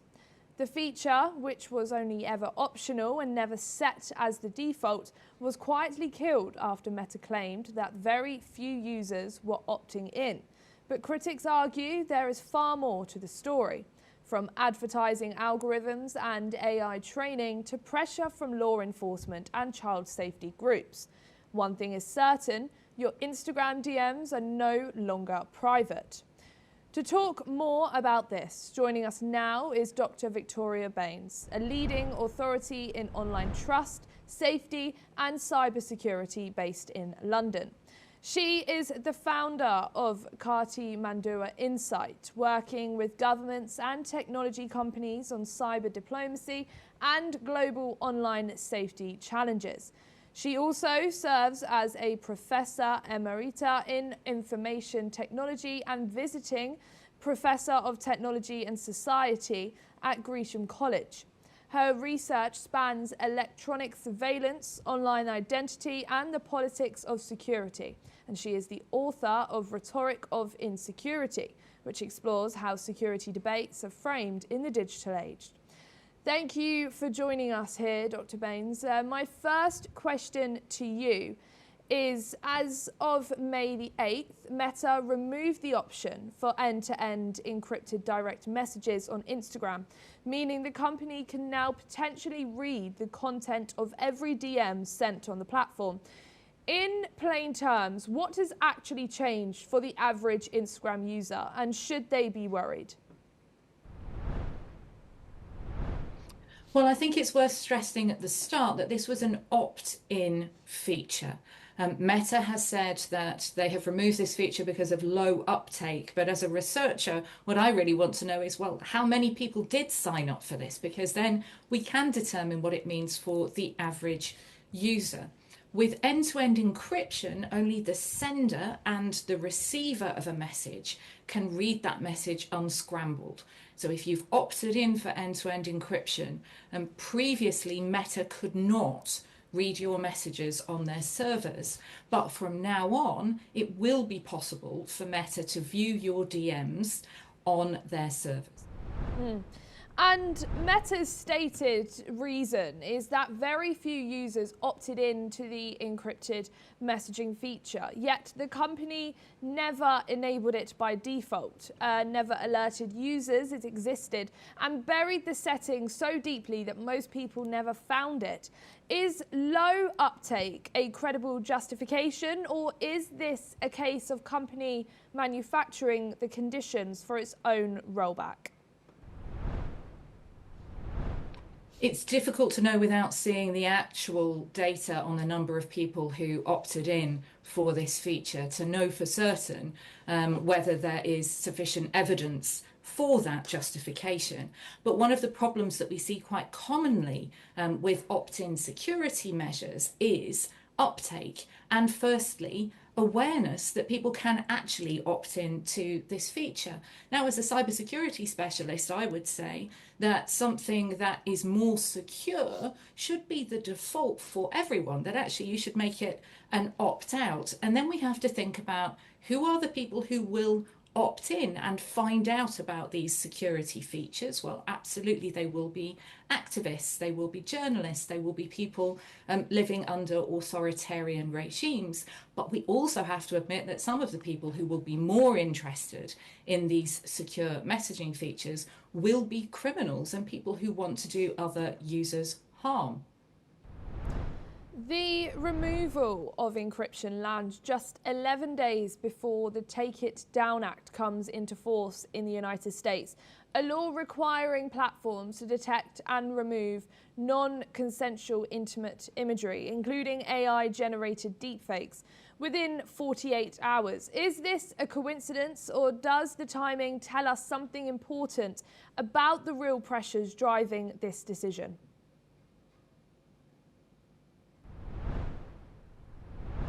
When it comes to big tech policies, I'm not sure I believe in coincidence, and certainly the Take It Down Act in the US requiring the removal of non-consensual intimate imagery will be one of the factors that I'm sure Meta will have taken into consideration. But I think there are a number of factors at play here, because if we look at other countries, we're seeing a number of governments instituting bans or other kinds of restrictions for under 16s on social media, citing mental health concerns and the impact of algorithms on young people.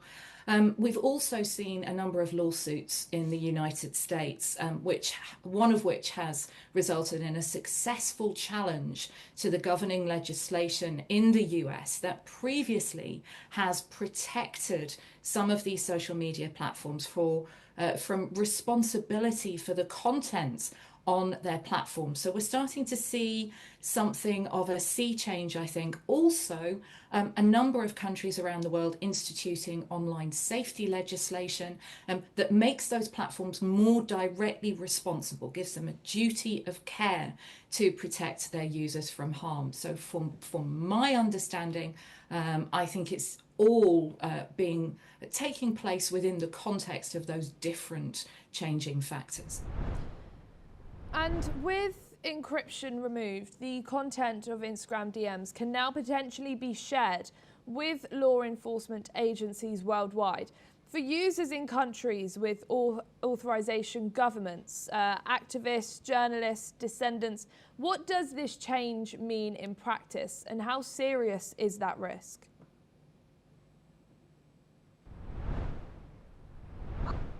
Well, it's always been the case that law enforcement in whichever country can request the data from Meta about users based in their countries. For those who have opted into end-to-end encryption, however, on Instagram, of course, it wasn't possible to request the data specifically of the content of those messages because those were previously scrambled. But I think it is worth reminding everybody that the legal process to request that content from a United States company, the content of the messages as opposed to the information about how somebody uses a platform, is very, very strict and it's very lengthy. You have to go through the United States Department of Justice. It's an official government request, so it's not easy. Now, end-to-end encryption has prevented law enforcement and government authorities having access to those messages unscrambled so that you can read them in the clear. But even so, and with messaging platforms like WhatsApp and Signal that are end-to-end encrypted, iMessage as well, governments in some countries have actually found workarounds even where there is end-to-end encryption. So even installing spyware on the phones of peoples of interest. So there are ways to get around this for some government authorities, particularly if they are being unethical, let's say. I think if you are a journalist or an activist, it is a serious risk, but I suspect if you're a journalist or an activist in an authoritarian regime, you've probably been using another more secure platform for your communications anyway.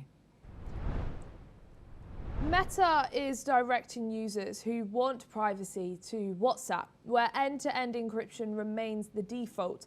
But given Meta owns both platforms and has a history of data sharing across its ecosystem, how much reassurance should users actually take from that guidance? End-to-end encryption is a mathematical algorithm. It's either on or it's off. So with WhatsApp, because it's end-to-end encrypted, to the best of my knowledge at least, it is mathematically impossible for Meta to read the content of those WhatsApp messages. So what you're actually saying to somebody within those messages and the content of your calls and your video calls. But it's worth remembering that the data about our use of WhatsApp is actually really useful to companies and also to law enforcement investigators. So our profile information, our profile photo, for instance, what we say about each other, ourselves in our descriptions, is not encrypted. The groups that we're members of, who calls who messages who, that is not encrypted. And you can see how that would be useful from a business perspective for data mining, but also for somebody like law enforcement who is investigating wrongdoing. When Meta first pledged to bring end-to-end encryption across its messaging platforms, it did so under the slogan, "The future is private." That pledge has now been quietly reversed on Instagram. What does this tell us about the gap between what tech companies promise on privacy and what regulators are actually able to enforce? For me, this really sums up the fact that there have always been competing imperatives on end-to-end encryption, going all the way back to the 1990s when we had what was then called the crypto wars between cryptographers and security specialists and the US government. And if we look back to Meta's announcement in 2019 that the future was private, it was very much a moment in time. Firstly, you may remember after the Snowden revelations in 2013 and WikiLeaks about how the US government had access to our private communications. But also following on from 2018 when there was the Cambridge Analytica scandal where data on users of Facebook had been used for political purposes beyond their consent. And since then, we've seen a change in the political landscape. We've seen national regulators, but also national governments looking to enforce much more of a duty of care, restricting the extent to which under 16s could use social media, national online safety legislation, and of course, some of these lawsuits enforcing greater responsibility on the platforms. So I think it epitomizes really that tension between having free access to information, the social media business model that monetizes the data in our communications, the expectations of privacy, I think, that we've seen increasingly from human rights groups, but also from ordinary users. And then at the same time, governments having a duty of care to keep their users, and particularly some of their more vulnerable and younger users, safe, even if they are on big global platforms. And finally, stepping back, Instagram has a user base of over 2 billion people, many of them teenagers. Previously encrypted conversations have now been migrated to storage accessible by Meta, with no committed timeline for how long that content will be retained. Are we at a turning point where users need to fundamentally reassess their relationship with these platforms, or is this simply the price we've always been paying, just made visible? Social medias store our data because we want them to, unless of course we're activating disappearing messages. The idea is that we can go back and see the photos that we share, see the messages that we've shared, etc.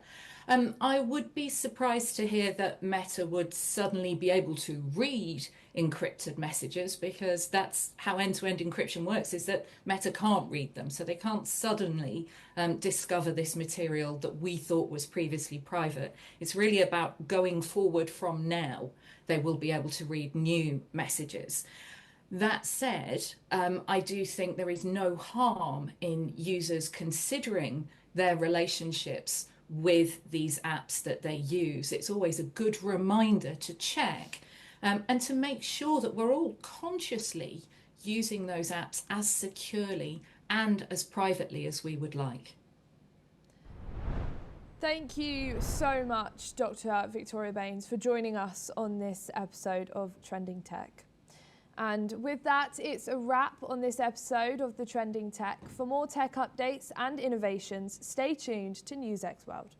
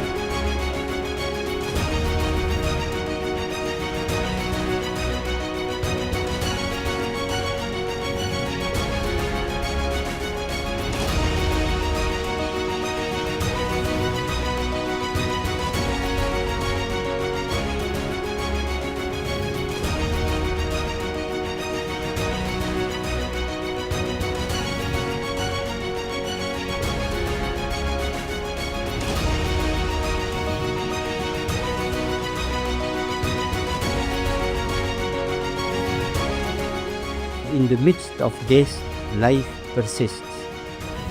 In the midst of untruth, truth persists.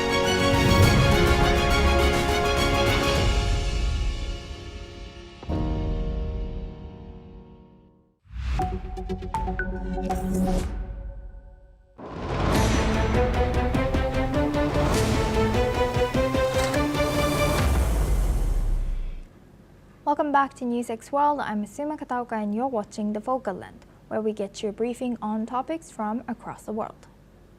The idea of the madman theory comes from Cold War strategy and is most commonly linked to Richard Nixon. It suggests that states may deliberately project unpredictability to influence adversaries and shift their calculus during crisis scenarios.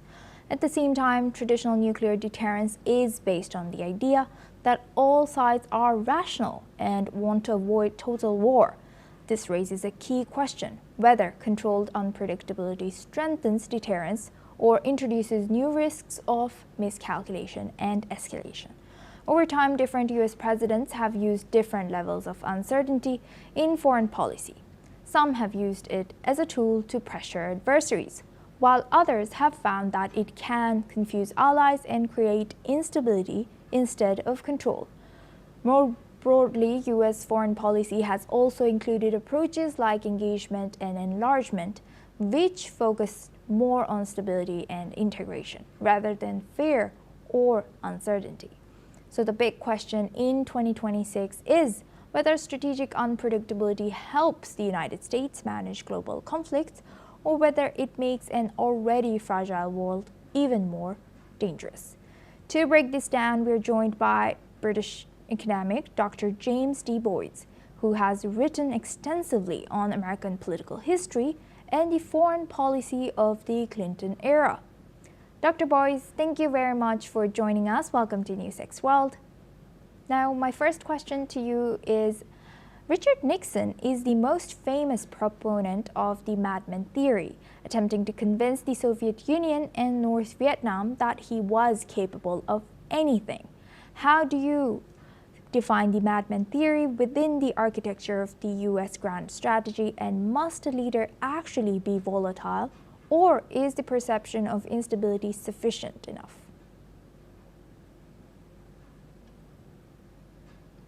Well, one of the reasons I wanted to write my new book, US Grand Strategy and the Madman Theory, is because the concept is so constantly misunderstood and misapplied. The madman theory is a tactic employed as part of a wider strategy by a sane leader who feigns irrationality to try to convince an adversary of a disproportionate threat if their wishes are not met.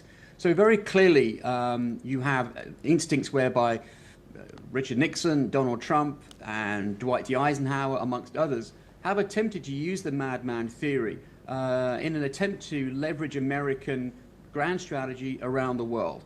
We are clearly seeing examples of that today with regard to Iran and with regard to US policy towards NATO, I believe. Thank you for highlighting that. And now, traditional nuclear deterrence relies on the assumption that all actors are rational and seek to avoid mutual destruction. Does the deliberate use of unpredictability strengthen deterrence by increasing an adversary's fear, or does it dangerously increase the risk of a preemptive strike due to miscalculation? Well, one of the fascinating things about the madman theory is that it was established during the Cold War when, of course, nuclear tensions were at their highest. It was developed by three academics up the road from me here in Boston, Massachusetts, in an attempt to come up with an alternative to the Eisenhower concept of massive retaliation, when, of course, the American president had only two options, which was acquiescence or potential nuclear war. So the madman theory is based on game theory, upon concepts of poker, very much based upon the works of people like Thomas Schelling and Daniel Ellsberg, and in part Henry Kissinger. And the extent to which, therefore, it is a dangerous game should be apparent to one and all. If you start playing poker with nuclear weapons, then that is a very dangerous game. The madman theory, however, only requires that an opponent has a 1% belief that you might actually go through with your threat. So the aim here, of course, is to threaten, but never to actually use the ultimate deterrent. Thank you for sharing that history with us. Now, your research looks at US grand strategy even beyond the Nixon era. So which US administration has most effectively utilized unpredictability as a diplomatic tool, and where has this strategy failed most spectacularly? Well, I think you can see two key examples of administrations using the madman theory. Clearly, Richard Nixon attempted to use it alongside Henry Kissinger during their time in the White House with regards to the Vietnam War. And we're seeing, I think, a variant of it play out today with regard to Donald Trump and his activities, particularly in the Gulf and Iran.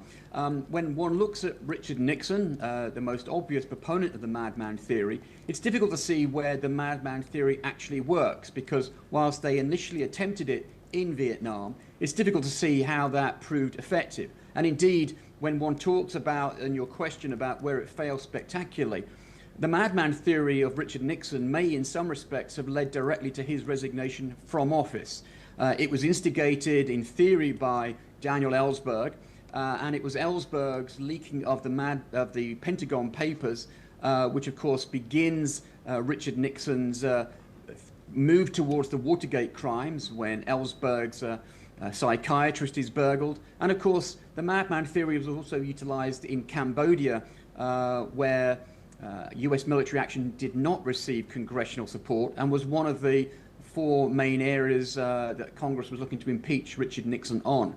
When we look at what Donald Trump is attempting, one of the advantages I think Donald Trump has is that whereas far too few people believe that Richard Nixon was mad enough to deploy the madman theory, Donald Trump arguably benefits from the fact that there are many people who, mistakenly I think, believe that he is mad and therefore is able and capable of deploying the ultimate deterrent if his wishes are not met. So I think we can see with the Trump and Nixon administration 2 very different but distinct uses of the madman theory.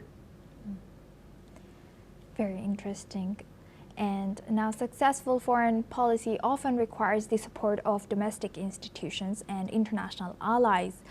How does a president manage and move forward from the internal backlash from Congress and allied nations when they are purposefully cultivating an image of geopolitical irresponsibility, like you rightfully highlighted about the Trump's image?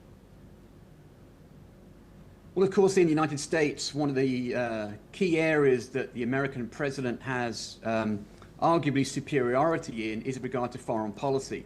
As well as being president, he is commander-in-chief. And we have seen a huge growth in that part of the office since the Cold War. Whilst, in theory, the president can ask for a declaration of war and only Congress can declare war, we have seen successive American presidents bypass that in many ways. For many years, that was through using NATO, for example, as a vehicle of choice for American foreign policy. But generally, American presidents throughout recent history, going back through the Cold War, have clung to their position as commander-in-chief to understandably, I think, in many ways, justify foreign interventions despite the lack of support from Congress. That often falls along simple partisan lines, and we're seeing that play out right now. So in this case, for example, I think whilst the Congress will talk about trying to bring to Donald Trump's attention the War Powers Act, successive American presidents of both parties have successfully, I think, defied the War Powers Act, and we're continuing to see that with Donald Trump now. With regard to foreign allies, very clearly the United States is the dominant military power in NATO and has been successful over the last several decades in getting its allies to go along with its bidding. We are, I think, seeing something of a dislocation of that at the moment with regard to NATO, and indeed Donald Trump's threats to withdraw from that military alliance due to European allies' unwillingness historically to contribute sufficient levels of funding for their own defense. So we are, I think, seeing at this point a schism between the American president as foreign policy master and Congress as its domestic enabler, and America's allies on the world stage, in part because of Donald Trump's utilization of the madman theory as defined in my new book, US Grand Strategy and the Madman Theory. Very insightful. Now, adversaries may have spent decades studying American strategic doctrine, including the madman theory, in an era of instant global communication. Has the madman strategy become too predictable to be effective, or does it gain new power in this new technological climate? Well, one of the great challenges, of course, with the madman theory is it relies upon the concept of being believed. It has to be believed. And so the extent to which the American president is believed when he deploys the madman theory is of great importance. The great challenge, therefore, is if an adversary decides to call its bluff, then at what point does the madman theory fall by the wayside? One has to establish credibility. And without credibility, the madman theory cannot stand. We have seen Dwight D. Eisenhower, in the eyes of Richard Nixon, utilized the madman theory to try and end the Korean War based upon his credible threat of having been Supreme Allied Commander of European forces in the Second World War, and upon the fact that the United States had only recently deployed its nuclear arsenal against Japan. Richard Nixon's credibility to utilize the madman theory, he believed, was based upon his decades-long career as a virulent anti-communist. Clearly, in this day and age, when we're looking at how Donald Trump utilizes the madman theory, there are many people who believe that he constantly pulls back from the brink, what his critics call the taco policy. But I believe this is another example of the madman theory being misunderstood. When Donald Trump sets a very high bar and is seen to back away from that to allow his opponents wiggle room to ultimately settle for a compromise solution, that is ultimately part of the madman theory concept. And those who criticize he and it perhaps don't understand how the policy is meant to work in the first place. Thank you for highlighting that. That is so true. And now the Clinton administration pursued a foreign policy of engagement and enlargement. Are there any similarities with the madman theory there as well, and the engage and enlarge strategies of the 1990s?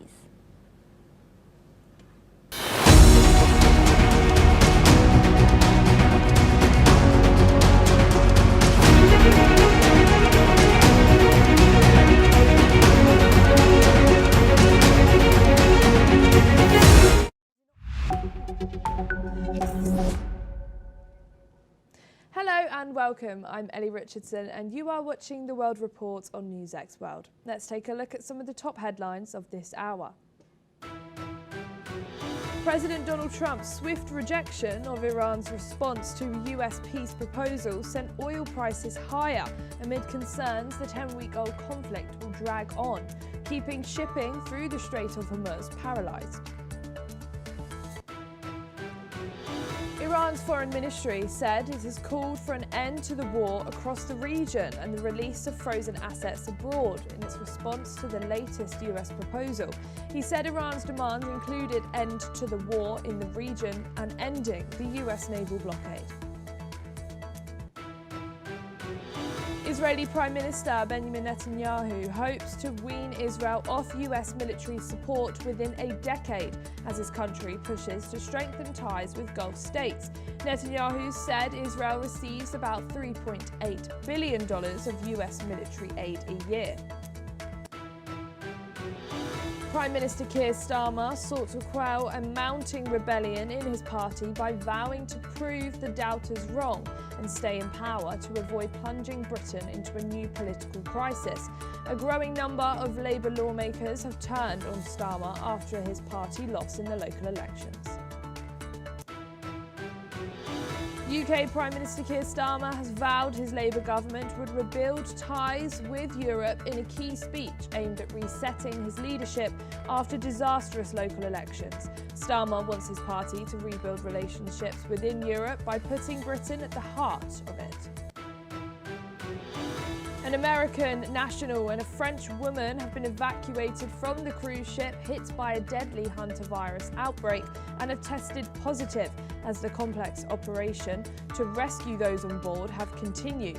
The French woman, one of 5 passengers from France, was flown back from the ship and placed in isolation in Paris. Ukraine's military and regional officials reported Russian drone strikes and battlefield clashes over the past 24 hours, despite a US-brokered ceasefire. Ukraine and Russia agreed on Friday to a ceasefire from May the 9th to May the 11th as part of a US-led push for peace. The United Nations Human Rights Chief warned that widening and intensifying violence in Sudan, as well as the rising use of drones, could lead to more death and displacement within the country.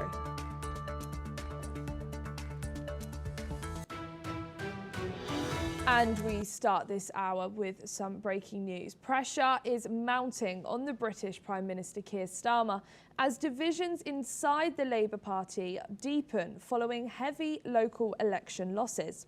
Former Junior Minister Catherine West says she is gathering support from Labour MPs to push for a leadership election timetable by September, escalating speculation over Starmer's future.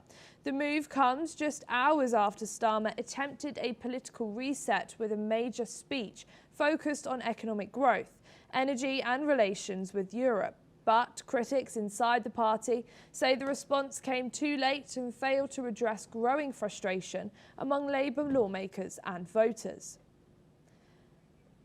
Let's listen in to Angela Rayner's address the public over the UK elections.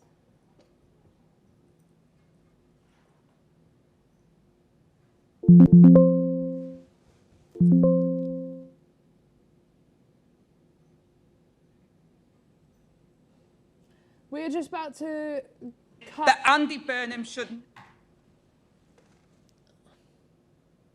Our party should put right.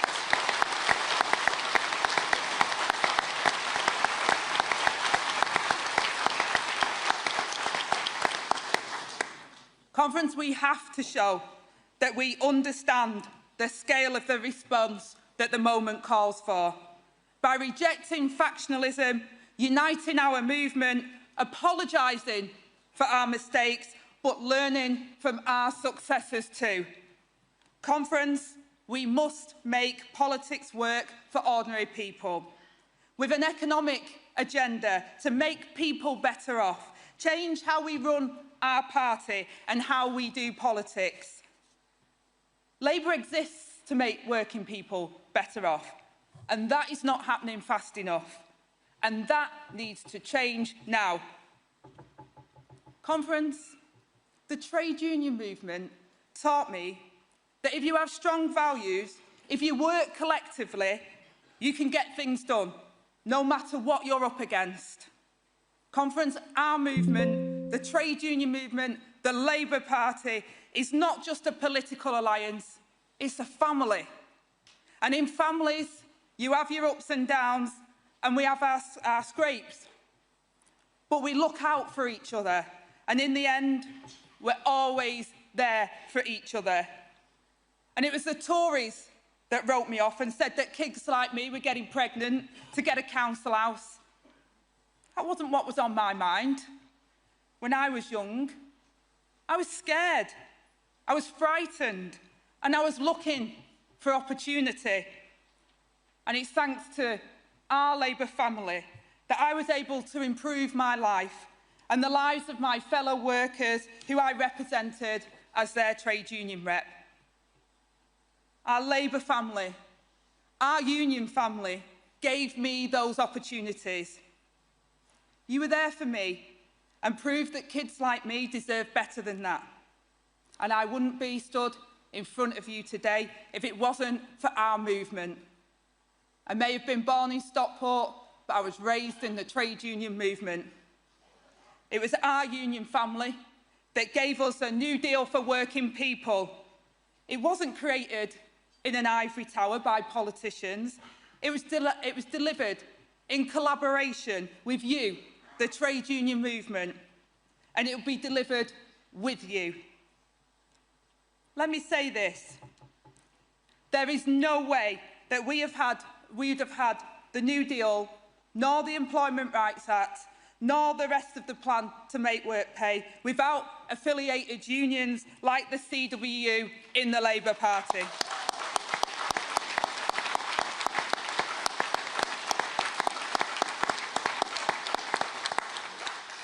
Conference, it is testament to the strength and the importance of the link. But I know that families also have disagreements. Our Labour family is no different, and it's right that we're honest about them. I know you'll always push us to do more and be better, and we won't always agree about every dot and comma. But I don't need to be persuaded that tweaks won't fix the fundamental challenges that our country faces. This government needs to put measures in place that makes people's lives better. We need to fix the foundations of a system that is rigged against them, because we know that things can be so much better than this. Spain and Canada have shown that economies can grow and people can thrive when governments stay true to their values and put people first. And we need to learn from that. In London, we lost young people who fear they will never afford a home.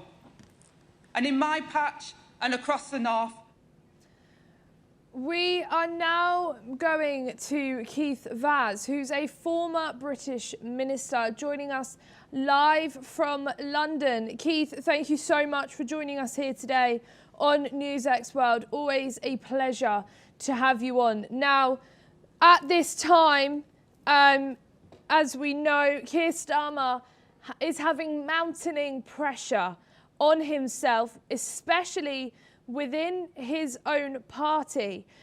We've just heard that Rayner has issued a last chance warning to Starmer and backed Andy Burnham to return to Westminster. How critical is this that Angela Rayner is saying this right now?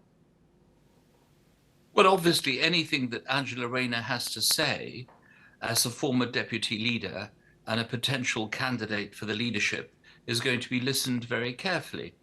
And we're in the business of politics. So big beasts, which is what she is, like Angela Rayner, are entitled to make these big speeches. Some would say there's been an absence of this kind of dialogue over the last few years because people were preparing for the election. But the election results last Thursday, Ellie, have meant people are speaking out. And I've just heard that another Labour MP, David Smith, has called on Keir Starmer to resign. Now, this is quite rare. In other political systems, quite often people are fed up with their prime ministers and ask them to resign. But in the UK, especially in the Labour Party, I've never known so many people to suddenly announce that they were calling for the prime minister, the leader of the party, to resign. So he's got a difficult problem here. And I'll tell you one way that it could be resolved is if he calls a leadership election and he then says to people, back me or sack me. Now, that's exactly what happened with John Major. He said this and people voted to keep him there. So I think that's one way of just ending this. Otherwise, we're going to have 2.5 years of constant chipping away at the leadership. I mean, I never sought to be prime minister, but if I was prime minister and I found people were calling me to resign every 5 minutes, I would want to put this to bed once and for all. I think he'd win a leadership election, actually. I don't think that he would lose one, because a lot of the people who are current Labour MPs, their new MPs, have been put in directly by Keir Starmer. He's put them in. His group of people have put them in, so they'll be loyal to him. But, you know, even loyalty has its limits. If they all think they're about to lose their seats, they get very nervous. There's an old saying that the difference between a supermarket trolley and a Labour MP is that a supermarket trolley has a mind of its own. Well, that tells you that Labour MPs usually are very, very loyal. So this is a big moment. I mean, when you lose 1,500 seats, then you should worry, especially if you lose to the left, the Greens, and to the right, Reform, and nobody's talking about the Conservatives, and they've lost 500 seats. So Keir Starmer doesn't ask me for advice, though he did sit on my committee when I chaired it in Parliament, and I thought he was a very intelligent, articulate person and a big hitter. So he needs to take counsel and find out what he wants to do. But I don't think any of us can go through a psychodrama of another 2.5 years. Honestly, I don't think that Labour will survive 2.5 years if every single day somebody else calls for its resignation. So the best way to do it, if he was asking for my advice, is to say, some of you want me to go, I'm therefore calling a leadership election. It's hit and miss. Frankly, if he is then kicked out, he can say, I would have done something different, but you didn't want me to stay. After all, our political leaders are not there for life. They are there because of the support that they get from the members Keith, and from sorry to interrupt. members of Parliament. Do you think it's fair The amount of former ministers or current ministers that are coming forward and calling for him to resign. Do you think this is fair, what's happening to him? Especially within the situation right now. We know the local elections were not good whatsoever. Reform have grown in popularity since the general elections. Starmer's latest research speech spoke heavily on economic growth, energy security, rebuilding ties within Europe. But after months of criticism over policy U-turns and weak messaging, has Labour already lost control of the political narrative to rivals like Nigel Farage in Reform? And also, do you think it's fair for everyone to be doing this to him right now? Well, if you wanted to go into a profession that was fair, you'd become the news anchor of NewsX, Ellie. You wouldn't go into politics, because you enter politics with the belief that everything is going to crash the next day. Life is not fair in politics, and why should it be? You know, I served for 32 years, and I thought they were a bit unfair to me, not realizing all my talents. But then I realized, after I'd given up Parliament, that actually we're only there because the people put us there. If the people think we're no good, they have the right to throw us out. Look at the Indian elections in Kerala, in Tamil Nadu. Look at our elections. People who served for years and years are being told they have to leave. I think that's a good thing. You don't want people staying forever. 2 years is quite short, though, as prime ministers go. I think we would expect a prime minister to serve one term and then the electorate to get rid of them. But in the age of social media, I'm afraid it's now become very fashionable to change your prime minister as often as you change other aspects of your life. It used to be, I was just looking at the list of prime ministers: Harold Wilson, 8 years, Tony Blair, 11 years, Margaret Thatcher, 11 years, Gordon Brown, 3 years, Rishi Sunak, 2 years, Boris Johnson, 3 years, that kind of figure. I think people expect prime ministers to go between 2 and 3 years. Maybe when you take the job, you should expect to go in 3 years, and then it'll be much easier when you are told to go. But nobody has a right to hang on. They only have the right to be there if people allow them to be there. And clearly Labour MPs are doing this. I think Keir should take the initiative.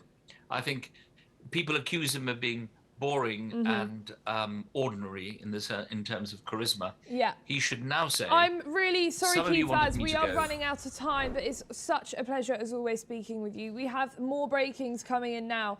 Pakistan has blamed Afghanistan-based terrorists for the attack on a police post that killed 15 personnel over the weekend. Additionally, Pakistan has also summoned the top Afghan diplomat in the country. The Pakistani Foreign Ministry said in a statement it had summoned the Afghan chargé d'affaires and conveyed that a detailed investigation into the incident, along with evidence collected and technical intelligence, indicates that the attack was masterminded by terrorists residing in Afghanistan. 15 police officers have been killed in a car bombing and an ambush of checkpoints in northwestern Pakistan. A suicide bomber rammed a vehicle loaded with explosives into a guard post in Banu and the Khyber Pakhtunkhwa province late on Saturday night, which then detonated. The attacker then entered an adjoining building and fired at the remaining officers. A burgeoning Islamist terror alliance known as Atiyad ul-Mujahideen, which has been linked to the Pakistani Taliban, had claimed responsibility for the attack. More breaking news now. According to a UN security report prepared by the United Nations, gunmen have killed at least 30 people in Nigeria's northwestern Zamfara state. The report said the victims were travelling along a highway late on Sunday when they were ambushed by an armed group referred to locally as bandits, who killed 30 individuals, including civilians, hunters, and a community protection guard. More of that as we get it. We will keep you updated on NewsX World. Now we move over to a story developing. The hantavirus global outbreak linked to the MV Hondius cruise ship is worsening, with France and the United States reporting new infections amid large-scale evacuation efforts. A French woman who travelled on the cruise ship has tested positive for hantavirus and her condition is reportedly deteriorating. French Health Minister Stephanie Riss said authorities are moving quickly to break transmission chains through stronger isolation measures. Meanwhile, the United States has confirmed that the American passenger on a reparation flight tested mildly positive for the virus, while another showed mild symptoms. Both were transported in biocontainment units at a precaution. These new cases bring the total number of confirmed infections to 10. The Dutch-flagged MV Hondius remained anchored near Tenerife in Spain's Canary Islands after the outbreak emerged on board. Furthermore, listen in to this update provided by the Spanish Health Minister. Previsto que esta tarde llegaran dos aviones, el de Australia y el de Países Bajos. Finalmente va a ser el vuelo de Países Bajos el que se va a llevar también a los ciudadanos y ciudadanas que iban en el vuelo australiano, y esperamos que a lo largo de la tarde, bueno, pues tanto que llegue ese vuelo como que podamos iniciar las labores de desembarque de estos ciudadanos. Ahora mismo hay 54 personas en el buque, de las cuales van a desembarcar 22 y se quedarán 32 en el buque que partirán hacia países. The outbreak involves the Andes strain of hantavirus, which can cause severe respiratory illness. The virus is usually spread through rodents, but in rare cases can also spread between humans. Symptoms include fever, chills, headaches, gastritis and problems, and respiratory distress. The fatality rates of this strain can reach up to 50%, especially among elderly patients. For this, we are being joined by Professor Daniel Bush, who is at the Centre of Infectious Disease Emergency Response, National University of Singapore, joining us live from Singapore. Thank you so much, Doctor, for joining us here today on NewsX World. Pleasure to have you on. Thank you. Now, with this outbreak that's occurring, now spreading across multiple countries, confirmed cases now in France and the United States, is the world witnessing early stages of another cross-border public health emergency driven by international travel and cruise tourism? Also, with that question, do you think the COVID-19 pandemic has made people stress more in these situations? Yeah, thanks for having me. I'll answer the second question first. I think there's no doubt that the experience coming out of the COVID-19 pandemic has drastically changed the public's perception of epidemics and infectious diseases. And so I think in many ways, people are naturally, because this is what one would tend to do if you're not an expert on these things, naturally you take a template of what you know from COVID and try to put that onto another infectious disease and another outbreak. However, that is not appropriate here. We're looking at a much, much different scenario. This is nothing like COVID-19. It's not a virus that's easily spread. I'm not sure that we even can say, honestly, I wouldn't say that the outbreak is worsening, because we still have the people who are being diagnosed now and testing positive are still the people who are on the ship. We know that people had close contacts, and it's logical that we would see a few more cases as we monitor those people. The incubation period for this disease, that is the time from when you're infected to when you show symptoms, can be up to 6 weeks. And so we do have to monitor those people for quite a long time, and we may see a few more cases.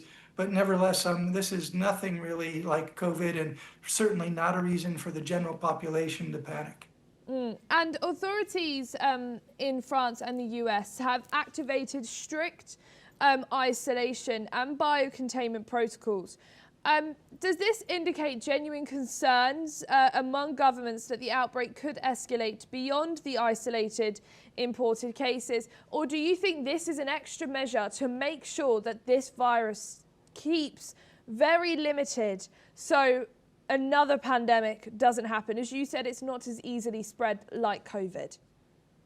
So I don't think there's any possibility, the possibility of a true pandemic from this virus is close to zero, honestly. And so the extra precautions that are taking place are, often we hear the term an abundance of caution, often really more caution than even is scientifically warranted. But of course, the public expects an abundance of caution. They expect people to be as safe as possible and to make risk as close to zero as it can be. And so those precautions using high quality biocontainment facilities are an extra precaution. It's not what but most of the people who are exposed to need to be in for any long period of time. And so for a very short period of time, they'll come into high containment facilities that are controlled. They'll be examined, they'll be assessed whether they're presently sick with hantavirus.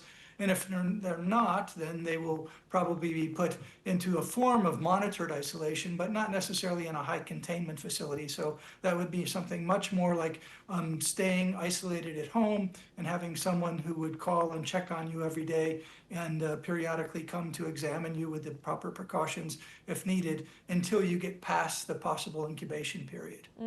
Professor, thank you so much for joining us here today on NewsX World and giving us your insights. They're lovely to have you on. Thank you.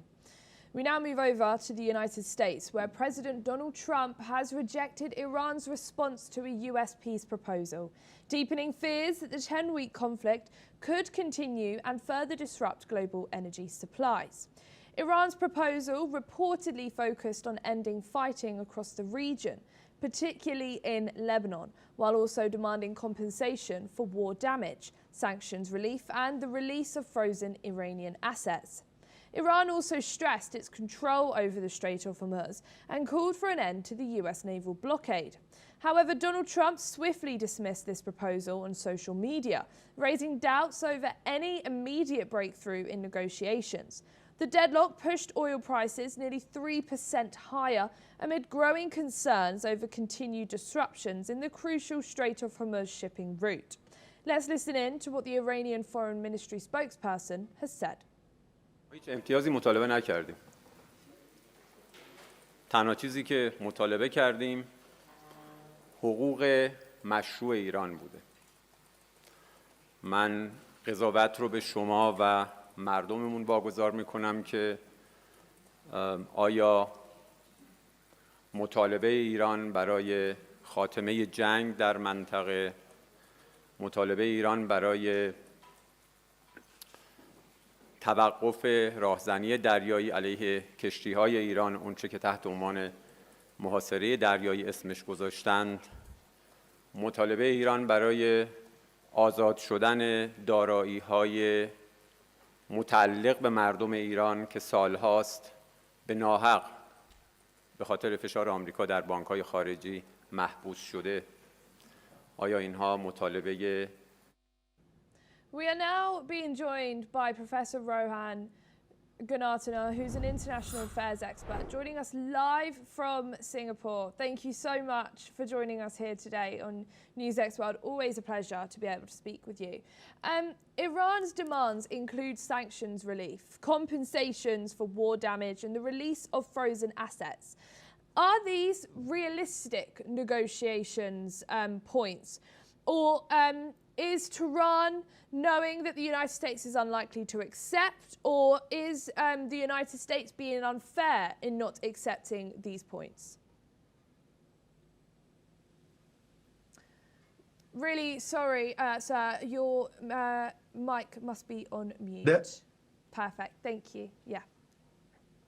The Iranian requests are unreasonable. The Americans will never make reparations because the damages that they inflicted on Iran was specifically to dismantle the fissile and the missile capabilities of Iran. Iran is putting forward these requests to delay the entire process. The key focus of the United States is three things. One is the fissile program, Iran's intent to build a functional nuclear weapon with the enriched uranium they have. Second is the missile program, the cruise missile and the ballistic missile program. And the third is, of course, Iran's terrorist, criminal, and militia proxies that threaten the Gulf and beyond. So US highest priorities when it comes to Iran is these three vectors that needs to be controlled. Professor Rowan, sorry for the short amount of time we have together, but we are running out of time. Thank you so much for joining us here. Now, that's all we have time for this hour. Keep watching NewsX World for more news updates from around the world.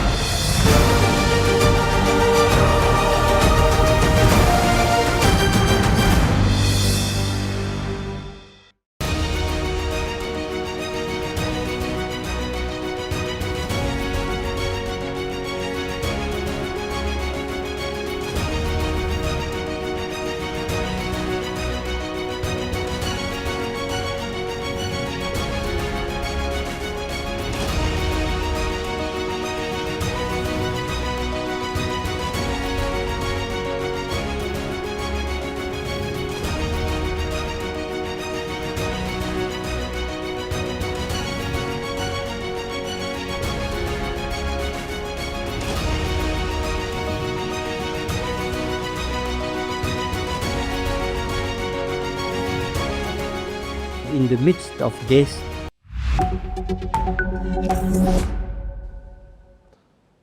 hello and welcome. I'm Thomas Porteous and you're watching The World Report here on NewsX World. Let's take a look at some of the top headlines leading this hour.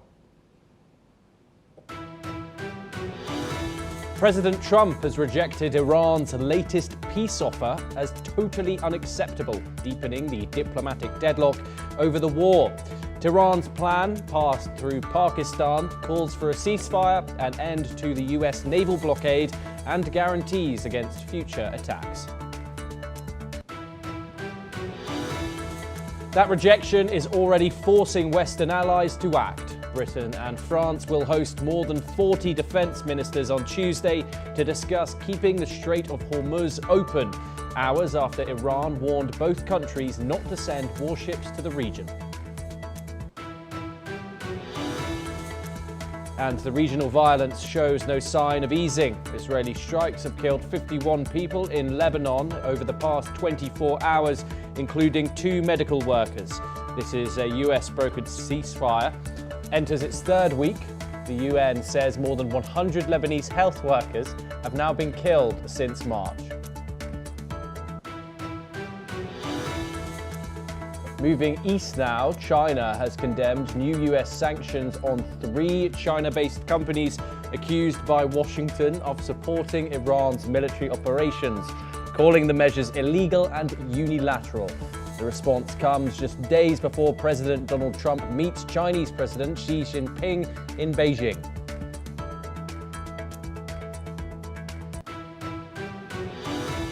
In Europe, Ukraine says Moscow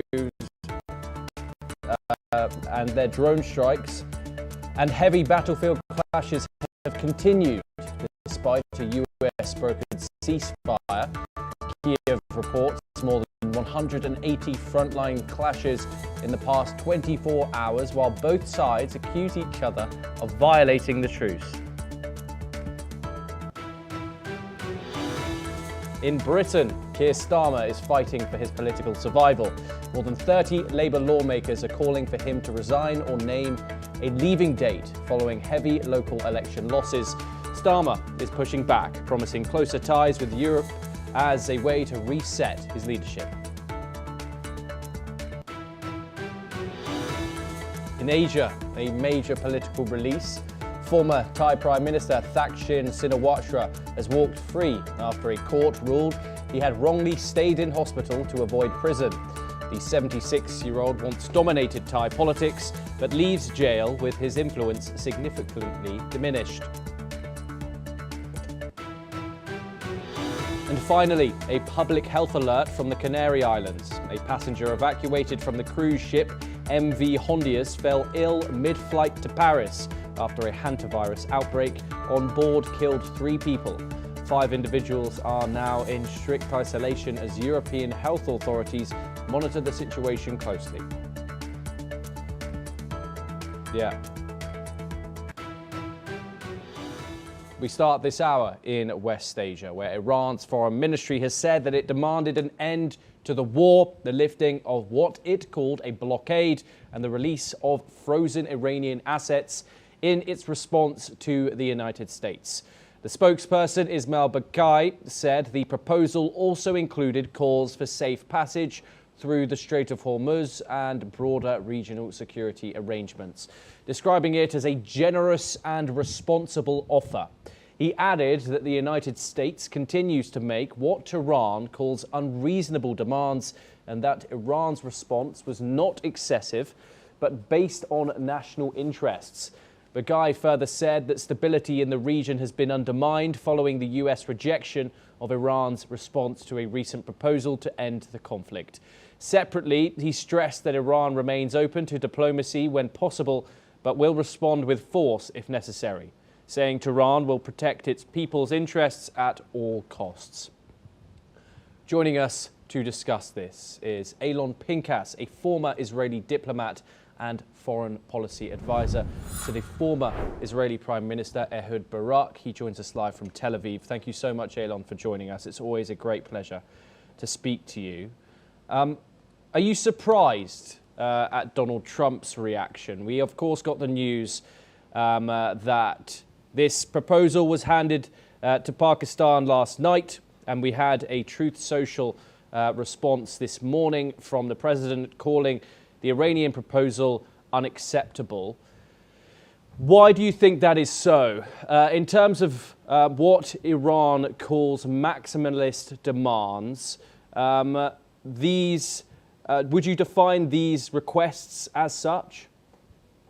Well, not necessarily, but you know, the thing here, Thomas, is that in ideal diplomacy, in ideal negotiations, and in an ideal agreement, both sides need to feel somewhat satisfied. Both sides need to feel that they won, and there needs to be a measure of goodwill while negotiating. None of those exists right now.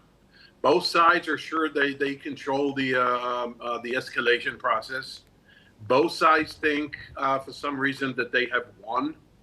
By the way, parenthetically, we can make a case that they both lost, but that's beside the point right now. And so the American paper that we've discussed on this channel a few days ago, the so-called one-page, 14-point document that the U.S. transferred to Iran, relayed to Iran via the Pakistanis. The Iranians took almost a week to ponder, to consider, They waited, I think, until very close to Trump's trip to China, sensing that he will not do anything dramatic ahead of his visit to Beijing, to meet Xi Jinping, as you mentioned slightly earlier.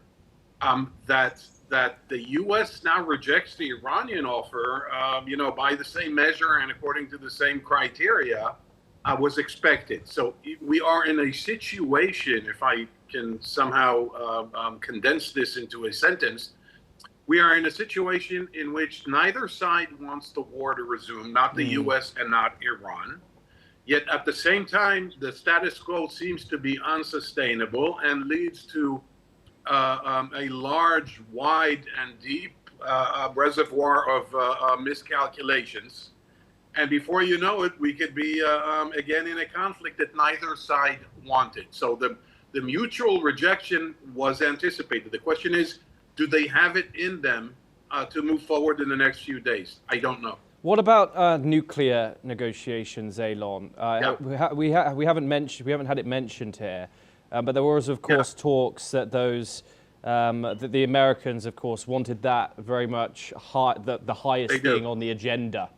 That hasn't happened, it seems, in this Iranian plan. Do you think that is what has caused the Americans to send it back? Yeah, to a large extent, you're probably right, and that was the trigger that caused President Trump to say, "quote unquote," totally unacceptable. You know, on the other hand, there hasn't really been negotiations. There haven't really been discussions. You know, each side sends faxes. I'm sorry to use the old term fax, but they each email an idea via the Pakistanis, and nothing major happens. So the president, who contradicts him, President Trump that is, who contradicts himself twice a day at least on a good day, first said that he will not allow Iran to become nuclear. Well, they're not nuclear. Then he said that he couldn't care less about the enriched uranium because he knows exactly where it is, dug deep in a tunnel underneath the nuclear reactor, the nuclear facility, I'm sorry, in the city of Isfahan. A few days later, he said there will not be an agreement unless we retrieve that stockpile of approximately, reportedly, 450 kilos of enriched uranium. Then came that 14-point paper that we just alluded to a moment ago. And in that paper, it said that the American proposal, that is, that Iran would self-impose a moratorium of 15 years in its nuclear development, that it would transfer the enriched uranium to a third party. Guess what, Thomas? All of this was in the original Iran nuclear deal of 2015, the one that Mr. Trump unilaterally withdrew from in May of 2018. Now, what I think might happen now, this is me speculating, okay? I have no insider knowledge into neither Trump nor the Iranians here. There could be an interim agreement, meaning Iran will allow passage via the Strait of Hormuz, where about 1,600 ships are stranded, including 128 huge oil tankers. And we, America, will lift the naval blockade. And we agreed that we give 3 to 6 months for negotiations on all outstanding issues, which includes the nuclear issue. That is attainable. The question is, are the sides, do the sides have enough trust in each other to actually achieve that? And that aspect, I doubt very much. What do you see the Americans specifically conceding here in terms of course, let's rewind a bit to before the war. We saw the proxies up for negotiations. The American wanted that to be negotiated, along with the ballistic missile program. We've seen the ballistic missile program now pretty degraded, although apparently not as much as Trump claims. In terms of concessions from the Americans, have the Iranians now put that pressure with their newly found arm of leverage with the Strait of Hormuz to force the Americans into concessions? And if so, what will those concessions be?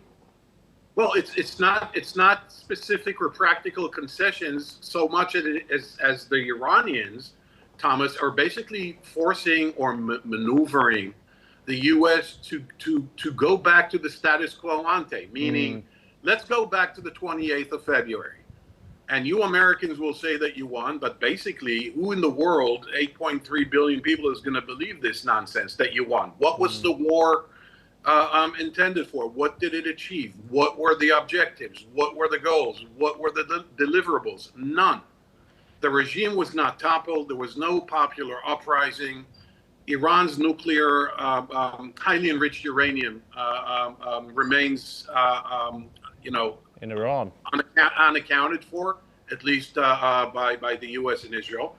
The notion, the basic assumption that Iran would not dare attack the Arab Gulf states, Saudi Arabia, the UAE, the United Arab Emirates, and Qatar, that has been proven wrong.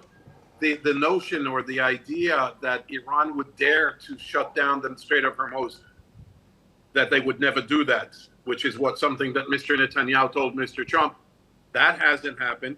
So in terms of concessions, the Americans will basically concede, going back to your question, the Americans will basically concede that the war was an exercise in futility. I don't see any other concession other than what you just a moment ago referenced or alluded to. If there is a new nuclear agreement, which I don't see in the next few days or weeks, in which Iran relinquishes its entire military nuclear program and transfers those 450 kilos of highly enriched uranium, enriched to 60% purity, that would be regarded as some kind of a concession. But I don't necessarily see that happening anytime. Mr. Pincas, do stay with us. We're now turning on to our next story.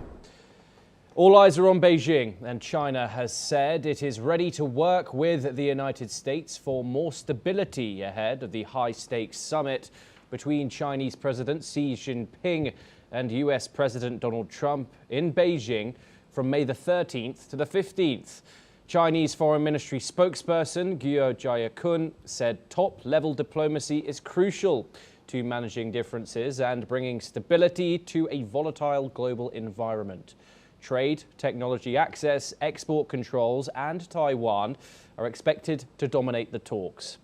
Beijing is reportedly looking to extend the current trade truce and may offer major economic deals, including large Boeing aircraft purchases and increased US soybean imports.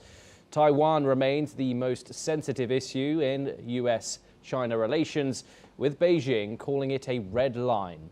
Meanwhile, Taiwan says it hopes there will be no surprises during the Trump-Xi meeting and has stressed that US policy towards Taiwan remains unchanged.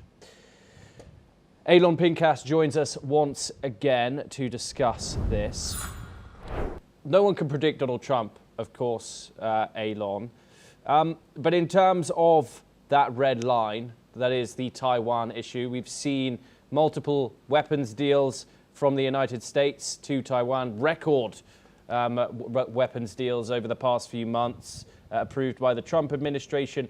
How do you think this is going to fees in Beijing when the leaders of the two world's largest economies meet in the next couple of days?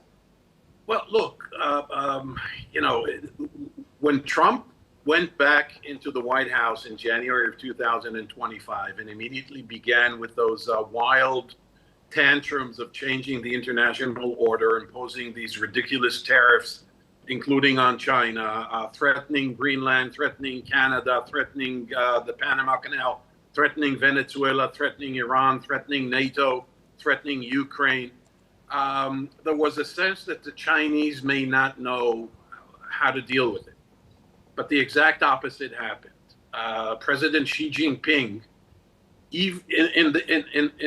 in that region, in the Pacific Rim, I mean, when we're talking about South Korea and Japan and Taiwan and the Philippines and the Vietnamese, he is now regarded as the more stable, more predictable, more trustworthy between the two leaders. But specifically, you asked about Taiwan.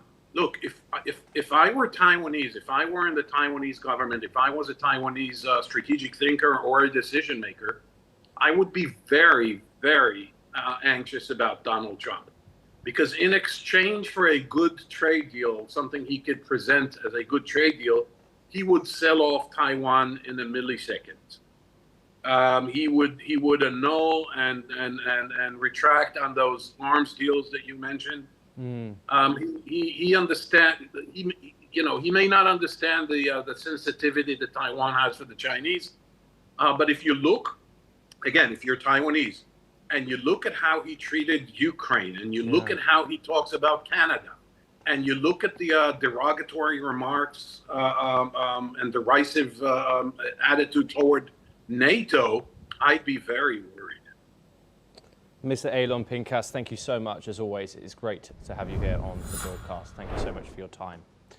We now move on over to the developing situation, where efforts to manage a hantavirus outbreak linked to the cruise ship, the MV Hondius, are continuing as nations repatriate their citizens.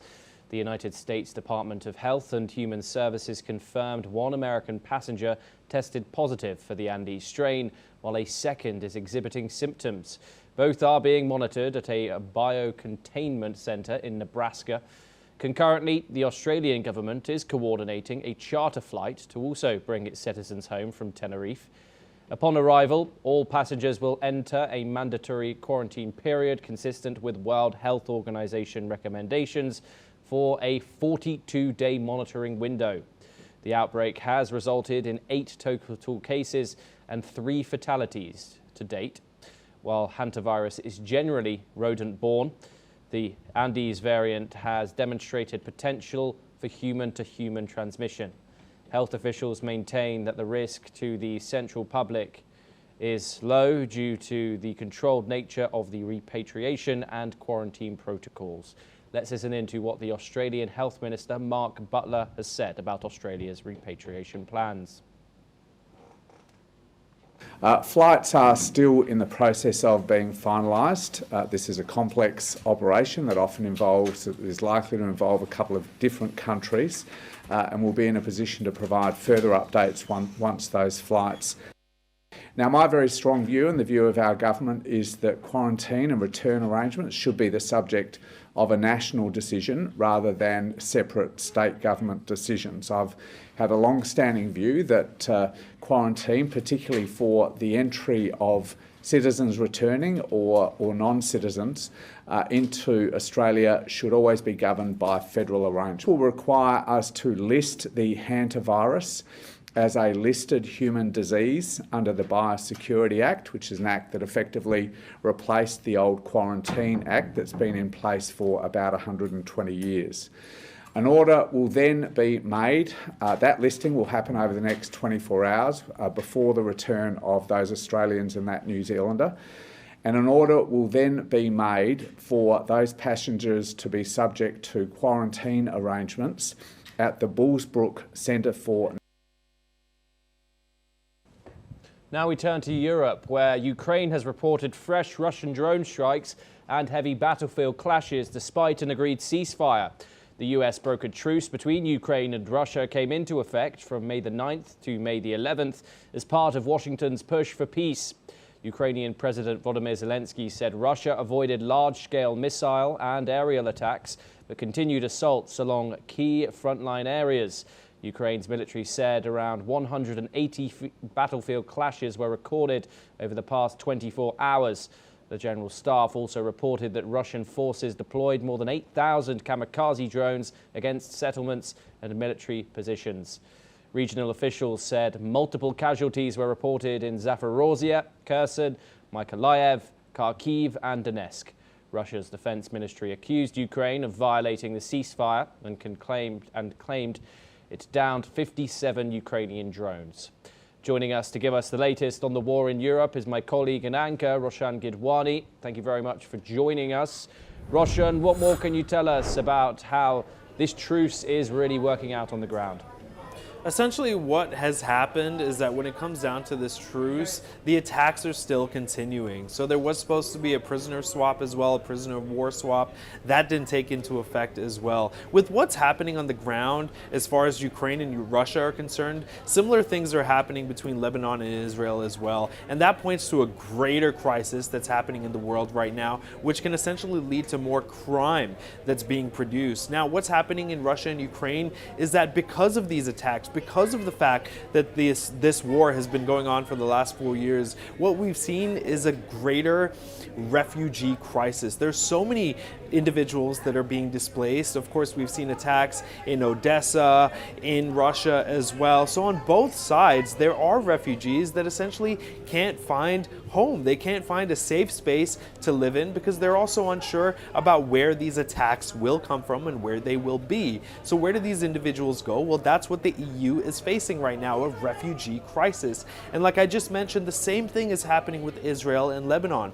There's over 1 million people that have been displaced. So where do these individuals go? The reason I bring up crime is because essentially how these refugees travel throughout the world, it could be on any sort of means of transportation, right? They could get to another country by boat, go through some sort of border without any police there to stop them. And then, of course, there you have the proliferation of thieves and crime. So this is the bigger crisis. If those leaders, Putin and of course Zelensky, could essentially point to that, and Trump as well, then maybe some sort of a diplomatic resolution could be found, which defeats what Russia is trying to do as far as territorial gains are concerned. But of course, in the last 4 years and as of late, the only thing that we're seeing happening is that the military is advancing. Of course, technology and its capabilities are rising as well. So both sides can defend themselves better and, of course, attack better. And that's also just leading to a greater conflict.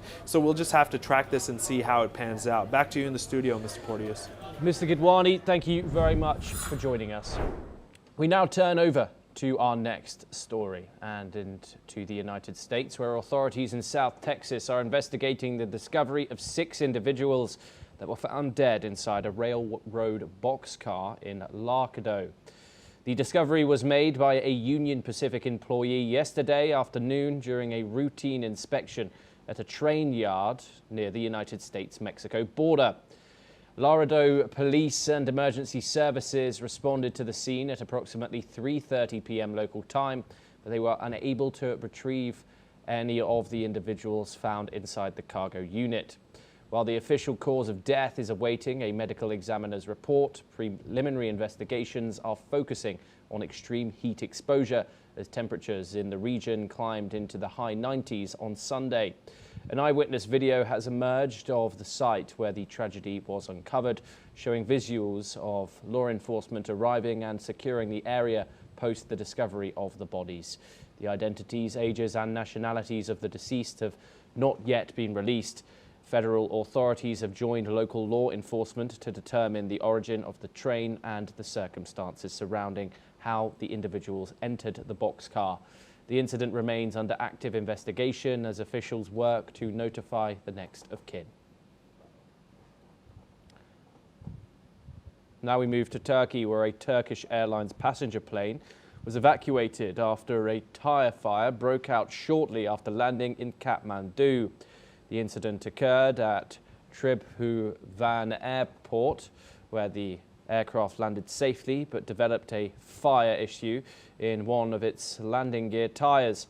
Emergency protocols were immediately activated and all passengers were evacuated safely using slides with no injuries reported. Fire crews on the ground quickly contained the blaze before it could spread, while airport operations experienced temporary disruption. Authorities have launched an investigation into the cause of the incident, with initial reports pointing to a technical fault in the landing system. Joining us now is Dr. Vandana Singh, an aviation expert. She joins us live from New Delhi. Ma'am, as always, it is a great pleasure to talk to you. In terms of this situation, what more can you tell us about the problems that arose in Turkey today? Thank you, firstly, for having me on your show. Do you read me Strength 5? Yes, I can hear you. Do you read me Strength 5? Okay, good. So what we are seeing at Kathmandu, first of all, it's not an easy runway. As we know, it's about 4,390 feet. And this is more KTM, a Kathmandu problem, than it is of a Turkish airline or a Lufthansa or various other airlines that have faced similar issues. What we are seeing today is a classic, hot, or what we call a high brake fire.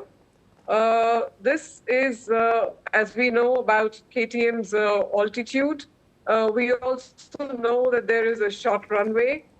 This is an heavy equipment, Airbus 330 that has landed, which means that brake temperatures here are critical. Now, if you ask me what would be the, the cause, probably what has happened is it could even be a tire failure from a hard landing that we call a hard landing that has happened of Airbus 330, which is maximum what you call landing weight and a longish touchdown. There could be a hydraulic fluid leak which is onto hot carbon brakes that we say.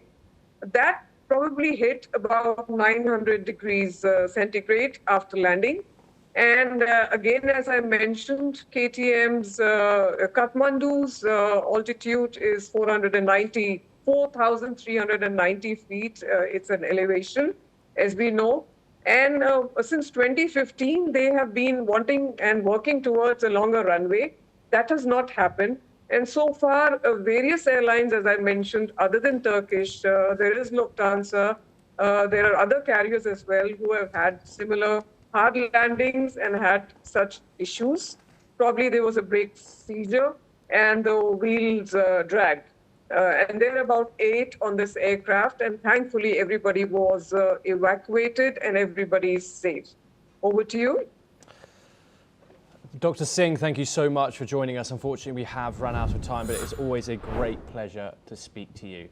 But that is all that we have time for. Keep watching NewsX World for more international news updates. Thank you.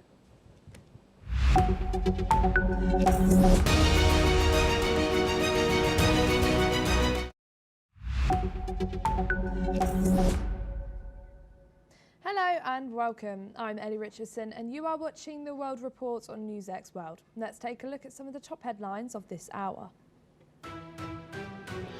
President Donald Trump's swift rejection of Iran's response to a US peace proposal has sent oil prices higher amid concerns the 10-week-old conflict will drag on, keeping shipping through the Strait of Hormuz paralysed. Iran's foreign ministry said it has called for an end to the war across the region and the release of frozen assets abroad in its response to the latest US proposal. He said Iran's demands included an end to the war in the region, ending the US naval blockade. Israeli Prime Minister Benjamin Netanyahu hopes to wean Israel off US military support within a decade as his country pushes to strengthen ties with Gulf states. Netanyahu said Israel receives about $3.8 billion of US military aid a year. Prime Minister Keir Starmer sought to quell a mounting rebellion in his party by vowing to prove the doubters wrong and stay in power to avoid plunging Britain into a new political crisis. A growing number of Labour lawmakers have turned on Starmer after his party.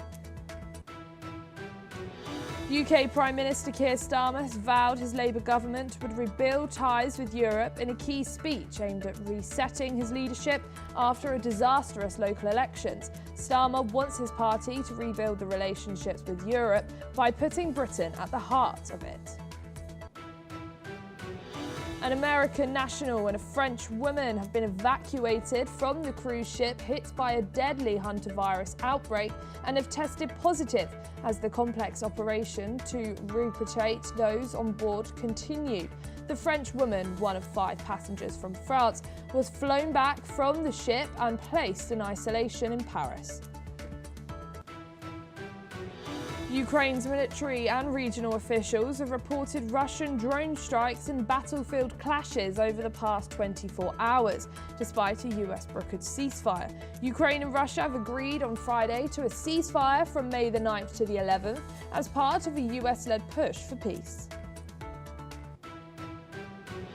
The United Nations Human Rights Chief has warned that widening and intensifying violence in Sudan, as well as the rising use of drones, could lead to more deaths and displacements in the region.